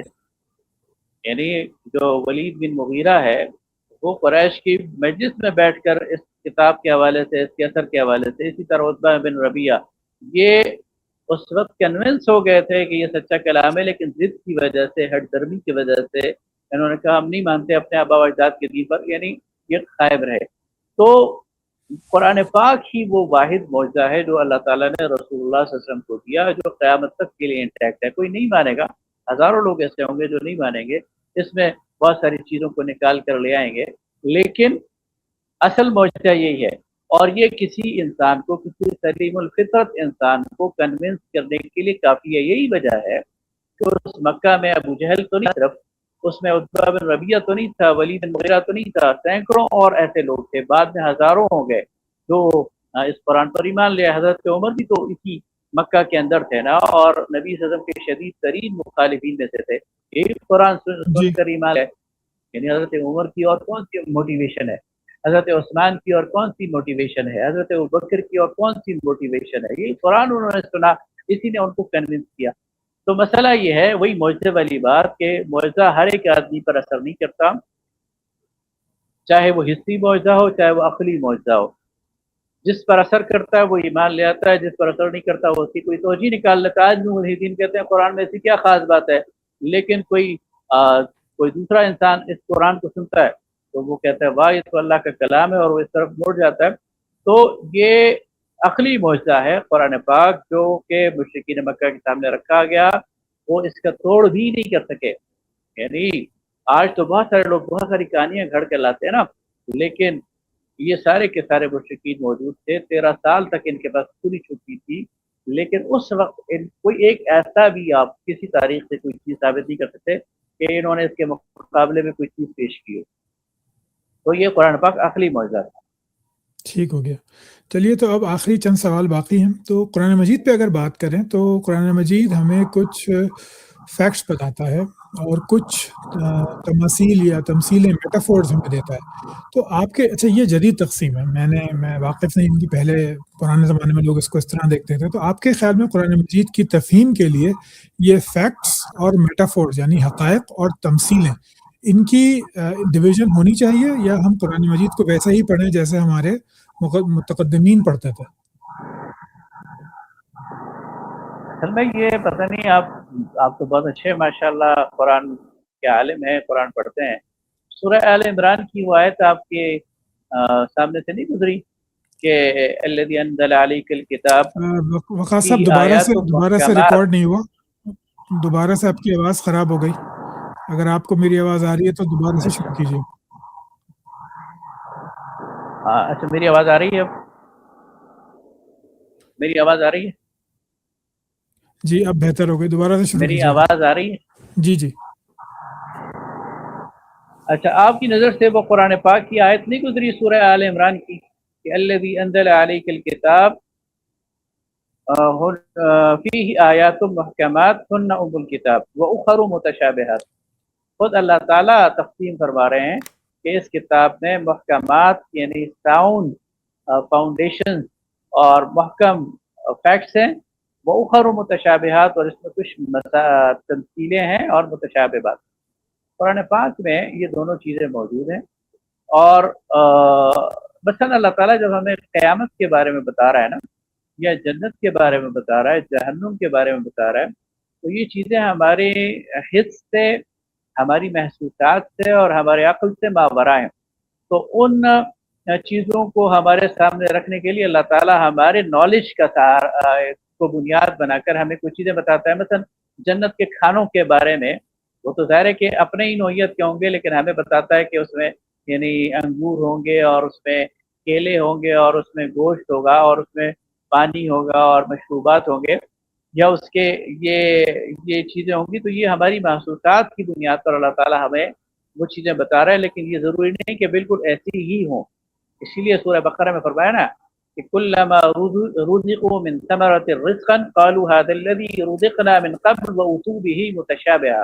جب انہیں جنت کے پھل دیے جائیں گے تو کہیں گے کہ ایسے ہی ہمیں دنیا میں دیے گئے، لیکن وہ اس سے ملتے جلتے تھے۔ گویا یہ ایگزیکٹ وہ پھل نہیں ہے ذائقے میں یا شیپ میں، لیکن ایسے ہی پھل ہمیں دنیا میں بھی دیے جاتے ہیں۔ تو قیامت کے حوالے سے، حشر کے حوالے سے، علم الغیب کے حوالے سے قرآن پاک میں بہت سارے حقائق تمثیل کے طور پر بیان ہوئے ہیں۔ اچھا ٹھیک ہے، تو اس سلسلے میں آپ جو ہے وہ ایک عام مسلمان کو کیا نصیحت کریں گے کہ اس کا قرآن مجید سے تعلق کس طرح ہونا چاہیے، اور یہ تعلق استوار کس طرح کرنا چاہیے اسے کہ اللہ کی کتاب سے، کہ وہ پھر مجھ جیسے لوگوں کے وساوس پیدا کرنے والی ویڈیوز وغیرہ دیکھ کے جو ہے وہ گمراہ نہیں ہو؟ ایک عام مسلمان کو کیا نصیحت کریں گے آپ؟ ایک عام مسلمان سب سے پہلے تو اس پر ایمان رکھے، یہ اللہ تعالیٰ کی طرف سے کتاب ہے، اور اس میں جو کچھ ہے کل من عند اللہ، یہ اللہ کی طرف سے ہے۔ حضرت عمر رضی اللہ تعالیٰ عنہ ایک دفعہ سورہ پڑھ رہے تھے، آخری پارے کی کوئی سورہ، تو اس میں آیا کہ وفاکہۃ وابا، تو فرمایا کہ فاکہہ کا مطلب تو پھل ہے، یہ ابا کیا چیز ہے؟ تو پھر خود ہی سر جھٹک دیا اور کہا کہ ضروری نہیں عمر کہ تمہیں ہر لفظ کا مطلب معلوم ہو۔ تو یہ ممکن ہے کہ بعض اوقات ہماری عقل میں، ہمارے فہم میں کوئی چیز نہ آئے، یہ ہمارے فہم کا قصور ہو سکتا ہے، لیکن اس کا مطلب یہ نہیں ہے کہ اللہ تعالیٰ کی کتاب میں کوئی کجی ہے یا کوئی کمی ہے۔ اللہ تعالیٰ نے اپنی وحی ہم پر نازل کر دی ہے، وہ اپنے کامل شکل میں ہمارے پاس موجود ہے، اس پر مکمل ایمان رکھتے ہوئے ہمیں اس کا مطالعہ کرنا چاہیے، اور اس کے لیے ظاہر ہے کہ ایک طریقہ تو یہ ہے کہ ہم اس کی زبان سمجھیں، اگر وہ مشکل ہو تو پھر جو اس کی تفاسیر موجود ہیں، اور وہ کم و بیش سب تقریباً ایک ہی جیسی ہوتی ہیں، اس کی ان کی بنیادی سورسز ایک ہیں، تو ان تفاسیر کا مطالعہ کر کے اس کے جو بنیادی جسٹ ہے، خلاصہ ہے، کریکس ہے، اور اس کے جو مفہوم ہے اس تک پہنچا جا سکتا ہے۔ اس میں جو محکم باتیں ہیں، جو شریعت ہے، جو ڈوز ہیں، ڈونٹس ہیں، وہ بالکل کلیئر ہیں، ان پر عمل کیا جائے۔ جو متشابہات ہیں ان پر اسی طرح ایمان رکھا جائے جس طرح کہ کہا جا رہا ہے، ان کی حقیقت کے پیچھے نہ پڑا جائے۔ ٹھیک ہو گیا۔ تو وقاص صاحب، آپ کوئی ایسا مختصر سا نصاب اگر تجویز کرنا چاہیں کہ بھائی اگر کوئی عام مسلمان ہے تو وہ کون سا ترجمہ یا تفسیر یا مولانا مودودی کی چند کتابیں جو کہ ان کے فکر کو ایک آج کے پڑھے لکھے انسان کے لیے واضح کر دیں، تو آپ وہ بھی بتا دیجیے تاکہ جو لوگ ابھی تک ہمیں سن رہے ہیں اور جو ہے وہ تو پھر ان کو کچھ فائدہ ہو آپ سے۔ دیکھیے جی، مولانا مودودی کی تفہیم القرآن ہے، اسی طرح مولانا مودودی کی خطبات ہے، دینیات ہے، یا مولانا مودودی کی مغربی تہذیب پر تنقید ہے۔ بلکہ میں آپ کو بتاؤں، ایک ایپ ہے ریڈ مودودی، اس میں یہ ساری چیزیں موجود ہیں۔ اس کے علاوہ مولانا امین احسن اصلاحی صاحب کی بڑی شاندار تفسیر ہے تدبر قرآن۔ اس کے علاوہ جو ہے وہ مفتی شفیع صاحب کی معارف قرآن ہے، اور اس کے علاوہ بہت ساری چیزیں اردو لٹریچر میں۔ آپ کو یہ بتاؤں کہ عربی زبان کے بعد اسلام کے حوالے سے سب سے رچ زبان اگر کوئی ہے تو وہ اردو ہے۔ اردو لٹریچر میں آپ کو اسلام کے حوالے سے ٹنوں ذخیرہ مل جائے گا، اور وہ انسان کی پڑھتے پڑھتے زندگی گزر جائے گی، یہ ذخیرہ ختم نہیں ہوگا۔ اس لحاظ سے اردو زبان بڑی مالدار ہے۔ اور جن لوگوں کے پاس، کیونکہ تدبر القرآن جو ہے وہ 9 جلدوں میں ہے، معارف القرآن 8 جلدوں میں ہے، اور تفہیم القرآن 6 جلدوں میں ہے۔ تفہیم القرآن کا تلخیص کی جا چکی ہے، وہ 2 جلدوں میں ملتی ہے، اور تدبر القرآن کی بھی تلخیص، ترجمہ، اور شاید علامہ مسعود تھے ان کے شاگرد، انہوں نے ان کے کچھ حاشیے جو ہیں وہ لکھے ہیں اس پہ، وہ 1 جلد میں ملتی ہے۔ تو اگر آپ کے پاس وقت نہیں ہے تو آپ ان جو 2 تلخیصیں ہیں، یہ تدبر القرآن کی اور تفہیم القرآن کی، اس سے بھی استفادہ کر سکتے ہیں۔ تو فکر کا ایک زاویہ بہرحال سامنے آ جائے گا، صحیح غلط کا فیصلہ پھر آپ خود کر لیجئے گا۔ تو چلیے وقاص صاحب، بہت بہت شکریہ۔ اب جو ہے اب فلور آپ کا ہے۔ جو ہمیں پہلی بار سن رہے ہیں ان کے لیے میں بتا دوں کہ میں چونکہ ایک ایتھیسٹ ہوں، تو میں نے جو ہے وہ سورہ روم پر کچھ اعتراضات کیے تھے قراتوں کے حساب سے، اس کا پھر جناب وقاص صاحب نے جو ہے اس کا رد فرمایا تھا، اور پھر اس رد کا رد جو تھا، اپنا نقطہ نظر میں نے مزید واضح کیا تھا ایک ویڈیو میں جو ابھی کچھ دنوں پہلے میں نے ریلیز کی تھی۔ تو اب وقاص صاحب سے میری بات ہو رہی ہے تو موقع اچھا ہے، دستور بھی ہے، تو اب میں فلور ان کے حوالے کرتا ہوں کہ جو میری دوسری ویڈیو تھی اس میں جو اگر میں نے کوئی غلطیاں کی ہیں، اغلاط کی ہیں، چیزوں کو چھوڑا ہے یا توڑا مڑوڑا ہے، تو وہ اگر وہ بتانا چاہیں کھلے عام الفاظ میں تو میں حاضر ہوں۔ جی جناب فرمائیے۔ اچھا ڈاکٹر فراز صاحب، آپ نے جو سورہ روم کے حوالے سے ایک ریکارڈ کروایا، پھر اس کے بعد میری اس پر آپ کے ساتھ ایک، یعنی میں نے اپنی طرف سے اس کا جواب دیا۔ سب سے پہلے تو اس میں شاید کچھ میں نے تیزی دکھائی تھی، تو وہ آپ کو اچھی بھی نہیں لگی اور ایسا ہونا بھی نہیں چاہیے تھا، لیکن بہرحال آپ نے اسکور پورا کر دیا، وہ آپ کا حق ہے۔ کوئی بات نہیں، تو اب میں کوئی آپ کے بات سامنے کوئی اس پہ بحث نہیں کر رہا، لیکن میں آپ کے سامنے 3-4 چیزیں رکھنا چاہتا ہوں اور اس پر آپ غور جی جی کریں گے بالکل۔ تو میرے خیال ہے کہ آپ زیادہ اچھے نتیجے تک پہنچ جائیں گے۔ میں نے جو گزارش کی تھی وہ یہ تھی کہ سورہ روم مکی صورت ہے، اس میں اس کی پہلی آیات میں پیشن گوئی ہے، اور اس پر حضرت ابوبکر صدیق رضی اللہ تعالیٰ عنہ کی وہ شرط، وہ اس بات کی گواہی ہے کہ یہ مسلمانوں نے اس کو پیشن گوئی ہی سمجھا۔ اس کی ایک ہی خیرات ہے، اس میں بدع سنین سے مراد 10 سال سے کم کا عرصہ 10 سال یا سے کم کا عرصہ ہے، اور ادن الارض سے مراد آپ کی آواز فلسطین کی دوبارہ کٹ زمین ہے۔ گئی، نہیں آپ کی آواز دوبارہ کٹ گئی، بدع سنین سے والی بات پہ کوئی آواز ریکارڈ نہیں ہوئی ہے، تو بدع سنین سے دوبارہ شروع کیجئے۔ اچھا،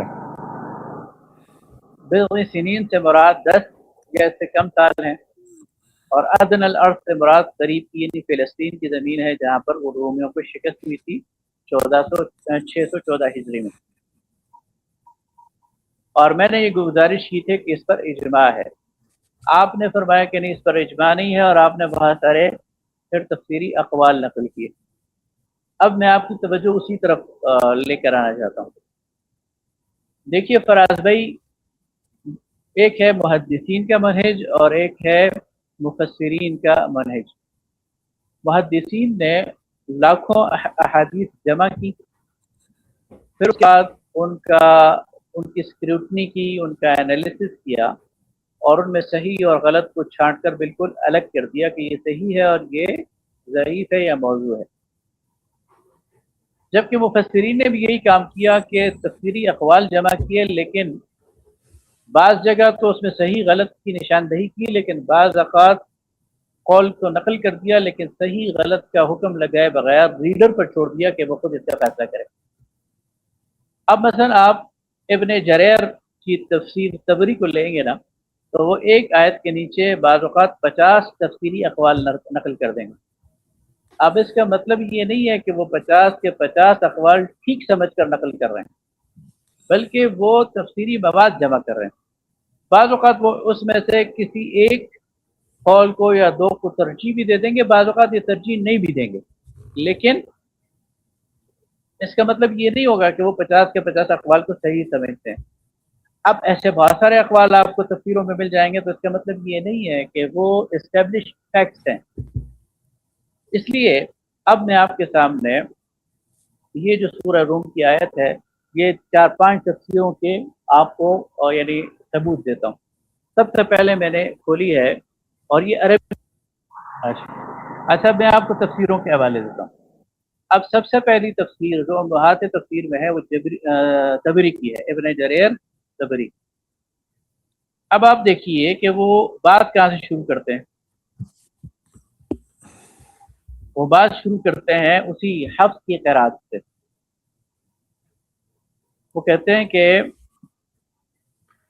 غلبت الروم فی ادنی الارض، ٹھیک ہے، اور آگے وہ بیان کرتے ہیں کہ وہ حفظ کی قرات سے بات شروع کرتے ہیں، اور پھر کیا کہتے ہیں، یعنی شروع میں بالکل کہتے ہیں کہ ذالک عندنا الذی لا یجوز غیرہ، ہمارے ہاں اس کے علاوہ کوئی اور قرات جائز نہیں۔ الف لام میم غلبت الروم بضم الغین، یہ غین کی پیش کے ساتھ غلبت الروم ہی یہ قرات جائز ہے۔ لاجماع الحجہ، اور اس پر جو ہے وہ اجماع ہے، من قراء، تمام قراء کا اس پر۔ تو یعنی طبری اس کے نیچے بہت ساری اور قراتوں کی بات کر رہے ہیں، لیکن شروع میں ہی یہ بات کر رہے ہیں کہ غلبت الروم کی ہی جو قرات ہے وہ میرے نزدیک ٹھیک ہے، اور یہی مشہور اور قرات عامہ ہے۔ یہ طبری اس کو اسٹیبلش کر رہے ہیں۔ اچھا اب میں جی، آپ کو تو دوسری میں اتنا مثال عرض کر دیتا دوں، ہوں۔ بس ایک بات میں ایڈ کر دوں کہ جو میں نے پہلی ویڈیو بنائی تھی تو اس میں نے یہ بات کہی تھی کہ علامہ طبری ان باقی قراتوں کو ذکر کرتے ہیں، لیکن وہ اسی قرات کو راجع قرار دیتے ہیں۔ تو یہ بات مطلب میں نے چھپائی نہیں ہے، یہ بات میں خود بھی مانتا ہوں اور میں نے بتائی بھی ہے۔ یہ آگے چلیے، آپ آگے چلیے۔ اچھا لیکن اس میں جو چیز آپ یعنی وہ کر رہے ہیں نا کہ باقی اقوال وہ مینشن تو کر رہے ہیں لیکن ضروری نہیں کہ انہیں صحیح سمجھتے ہوں. لیکن جب آپ ان کی تفسیر کا ریفرنس دیکھ کر کوئی قول وہ کریں گے نا مثلا غلبۃ الروم والی تو وہ پھر اس لحاظ سے درست شاید نہ ہو. اب آتے ہیں زمخشری کی طرف جو الکشاف ہے تو وہ بھی جی اس میں جو ہے وہ یہی بات کر رہے ہیں اور اس میں بضع سنین کے حوالے سے بھی بین ثلاث الی تسع کا جواب دے رہے ہیں کہ بضع سنین بھی جو ہے وہ 3 سے 9 کے درمیان ہے اور اس میں وہ حضرت ابوبکر کے اس واقعے کا بھی ذکر کر رہے ہیں اور اس میں وہ بات بھی کر رہے ہیں غلبۃ الروم سے. اچھا اب آگے آ جاتے ہیں تفسیر رازی. اب تفسیر رازی میں امام رازی بھی جو ہے وہ وہی بات کرتے ہیں غلبۃ الروم والی یعنی وہی قرات لیتے ہیں اور اس میں پورا جو ہے وہ حضرت ابوبکر کا جو واقعہ ہے وہ بھی نقل کرتے ہیں بضع سنین کی بھی وضاحت کرتے ہیں. یہ 3 تفسیر ہو گئی. اچھا اب آگے جناب قرطبی. اب قرطبی بھی الف لام میم غلبۃ الروم فی ادنی الارض وہی قرات اسی سے بات شروع کرتے ہیں یعنی باقی قراتوں کی بات کر رہے ہیں لیکن شروع کہاں سے کر رہے ہیں؟ شروع وہی حفظ کی قرات سے کر رہے ہیں. اچھا اور اس میں بالکل کان المشرکون یحبون ان یظہروا اہل فارس مشرکین جو ہے وہ چاہتے تھے کہ فارس غالب پا جائے اور اہل ایمان جو ہے وہ چاہتے تھے کہ رومی وہ غلبہ پا جائیں اور پھر اس میں حضرت ابوبکر کی شرط کا بھی وہ ذکر کرتے ہیں. یہ چوتھی تفسیر ہو گئی. اس کے بعد جو ہے وہ ابن کثیر لے لیتے ہیں. اب ابن کثیر نے بھی بالکل یہی بات کہی ہے. ٹھیک ہے جی. تو اور اس میں بضع سنین کا بھی انہوں نے ذکر کیا اور وہی مطلب لیا ہے اور اس میں وہ حضرت ابوبکر کی اس شرط کا بھی ذکر کرتے ہیں. تو میرا کہنا یہ تھا کہ آپ بے شک تفاسیر کا آپ حوالہ دیں لیکن ساتھ یہ بھی اس سے یہ ثابت ہو گیا کہ 5 امہات تفاسیر وہ اس کو پیشن گوئی سمجھ رہی ہیں وہ اسے غلبۃ الروم ہی سمجھ رہی ہیں وہ بضع سنین کا مطلب وہی بین ثلاث و تسع سمجھ رہی ہیں یعنی 3 سے 9 کے درمیان اور حضرت ابوبکر کی شرط اور اس کے وہی 2 فیزز کہ انہوں نے پہلے 3 سال پہ باندھی پھر نبی صلی اللہ علیہ وسلم کے کہنے پر انہوں نے اس کو وہ کر دیا. اس لحاظ سے مفسرین کا اس پر اجماع ہے. کوئی نہ مانے وہ اور بات ہے لیکن مفسرین کو بنیاد بنا کر اس پر اس کے اندر شاید رکھنا نہیں ڈالا جا سکتا. میرا صرف یہی کہنا تھا. اس سے زیادہ میں شاید کچھ اور نہیں کہنا چاہ رہا. جی ٹھیک ہے. تو جن دوستوں کو شوق ہو تو وہ میری جو دوسری ویڈیو ہے وہ تقریباً کافی لمبی ہے اس کو وہ دیکھ سکتے ہیں. سارے میں نے اس میں اپنی طرف سے جو میرے اعتراضات ہیں وہ میں نے جمع کر دی ہیں. ابھی مفسرین کا اجماع والی بات میرے خیال سے درست نہیں ہے لیکن یہ بات بہرحال وقاص صاحب نے ٹھیک کہی ہے کہ جن کا انہوں نے ذکر کیا ہے انہوں نے اس کو ترجیح ضرور دی ہے لیکن دوسری قراتوں کا ذکر ہی یہ ثابت کرنے کے لیے کافی ہے کہ اگر یہ بات اتنی محکم ہوتی جو میں نے اپنی ویڈیو میں بھی بتایا تھا کہ کوئی تاریخی واقعہ جب ہو جاتا ہے نا تو اس سے مطلب فکس ہو جاتے ہیں اس میں پھر ابہام نہیں رہتا اس میں باقی چیزیں جو روایت ہیں وہ خود بخود دم توڑ دیتی ہیں. تو اس وجہ سے ان قراتوں کا باقی رہنا ان کی بار بار انٹرپریٹیشن ہوتے رہنا تو وہ بات جو ہے وہ کافی ہے یہ ثابت کرنے کے لیے کہ یہ ویسی پیشن گوئی ہرگز نہیں تھی جیسا آج ہمیں ایز اے معجزہ بتائی جاتی ہے. آپ کچھ کہنا چاہیں گے وقاص صاحب؟ جی اصل میں اس میں 2 باتیں ہیں. ایک بات تو یہ جی ہے کہ جو مفسرین نے دیگر اقوال بیان کیے میں آپ کو بتا چکا ہوں کہ ضروری نہیں وہ ان سے متفق ہوں اور جی ان ہاں. کو غلط ثابت کیا جا سکتا ہے. مثلا ویڈیو اب ختم ہونے والی ہے. جانے سے پہلے لائک کرنا ویڈیو کو اور چینل کو سبسکرائب کرنا مت بھولیے گا. بہت شکریہ. یہ جو انہوں نے بیچ میں پھر اقوال بتایا نا کہ حضرت عمر کی یہ قرات تھی یا حضرت علی کی یہ قرات تھی تو وہ ثابت اقوال نہیں ہیں اسٹیبلش نہیں ہو سکتے لیکن کیونکہ قرطبی میں لکھے ہوئے ہیں تو کوئی انہیں پیش تو کر سکتا ہے. یہ ہمارے ایک کتابوں کا مسئلہ تو ہے لیکن وہ خود صاحب کتاب کی اس کو توثیق حاصل ہے تو ایسا نہیں ہے. ایک بات تو یہ ہوئی. دوسری بات یہ ہے کہ اجماع اس لحاظ سے میں کہہ رہا تھا کہ اس پر ان مفسرین نے جب اس کو ترجیح دے دی تو اس کا مطلب یہ ہے کہ وہ یہ بات بتا رہے ہیں نا کہ یہ مکہ کے اندر پیش ہوئی یعنی یہ سورہ روم تو مکی صورت ہے نا. اس پر تو مفسرین کا اجماع ہے کہ یہ مکہ میں اور جس دور میں نازل ہوئی ہے بالکل وہی دور ہے کہ جب روم اور ایران کے درمیان ایک فیصلہ کن جنگ ہو رہی تھی. تو یہ وقت اور حالات اور وہ ساری چیزیں اس کے بالکل سپورٹیو ہیں. چلیے میرا اختلاف ہے اس میں، کیوں حضرت ابوبکر والی روایت بھی شدید ذوف کا شکار ہے، معلوم ہی نہیں کہ نازل کب ہوئی تھیں، بدر کے اچھا موقع پہ دیکھیں نا، بتایا جاتا ہے دیکھ لیکن دیکھیں ٹائم نا، لائن خراب ہو جاتی ہے۔ جی جی نہیں دیکھیں، بدر کے موقع پر کون کہہ رہا ہے کہ نازل ہوئی ہے؟ مجھے یہ بتائیں ذرا۔ نہیں، کتابوں میں تو یہی لکھا ہوتا ہے کہ یہ غالباً بدر کا واقعہ ہے جب یہ صورتیں جو ہیں وہ نازل ہوئیں، 616 میں تو جو ہے وہ نہیں ان کو نہیں شکست ہوئی تھی۔ آپ تصحیح نہیں کر نہیں دیں، نہیں، آپ ایسا بتا نہیں ہے دیں۔ نا، نہیں، دیکھیں یہ سورہ روم بالاتفاق مکہ میں نازل ہوئی ہے، اور مکہ میں بھی ہجرت حبشہ کے قریب نازل ہوئی ہے، یہ بدر کے موقع پہ نازل نہیں ہوئی۔ ایک روایت ایسی آتی ہے کہ جو کہتی ہے کہ یہ جو آیت ہے یہ بدر کے موقع پہ نازل ہوئی، اس کے راوی ہیں حضرت ابو سعید خدری۔ اب انٹرسٹنگلی ذرا آپ اس کا جائزہ لیں گے نا، تو حضرت ابو سعید خدری جو ہے یہ انصاری صحابی ہیں۔ اگر یہ روایت ہوتی ہے عبداللہ ابن مسعود کی جو کہ مکہ میں ایمان لائے تھے، اور وہ یہ کہتے کہ بدر کے موقع پر نازل ہوئی ہے، تو ہم شک میں پڑ جاتے کہ مسئلہ گڑبڑ ہے، لیکن وہ تو ایمان ہی مدینے میں لائے ہیں، سورہ مکہ میں نازل ہو رہی ہے۔ اگلی انٹرسٹنگ بات یہ ہے کہ ابو سعید خدری جن سے یہ روایت انہی ایک صحابی سے آتی ہے کہ یہ بدر کے موقع پر نازل ہوئی تھی، وہ بدر میں شریک ہی نہیں ہے، یعنی بدر کی لسٹ میں ان کا نام نہیں ہے ابو سعید خدری کا، وہ احد میں بھی شریک نہیں ہوئے، وہ پہلی مرتبہ غزوہ احزاب میں شریک ہوئے ہیں۔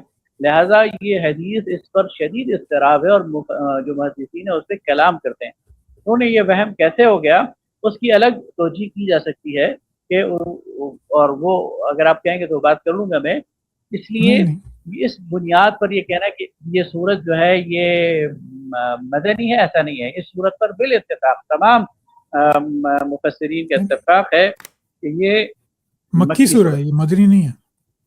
جی، ہاں، یہ مکی سورہ اور ہے اور یہ یہ بالکل آیات بھی ایسا ہی ہے، مکی لیکن جی، تو یہ بات صحیح ہے کہ یہ مکہ میں نازل ہوئی، لیکن اس کے کس وقت کہاں کیسے شدید خلاف ہیں۔ سعید خدری والی روایت جو ہے اس کی سند مضبوط ہے، جبکہ جو حضرت ابوبکر والی روایت ہے کہ وہ آپ گئے ہیں اور شرط لگائی ہیں، ان کی سند انتہائی ضعیف ہیں، مطلب ان کو کوئی حسن بھی نہیں کہتا۔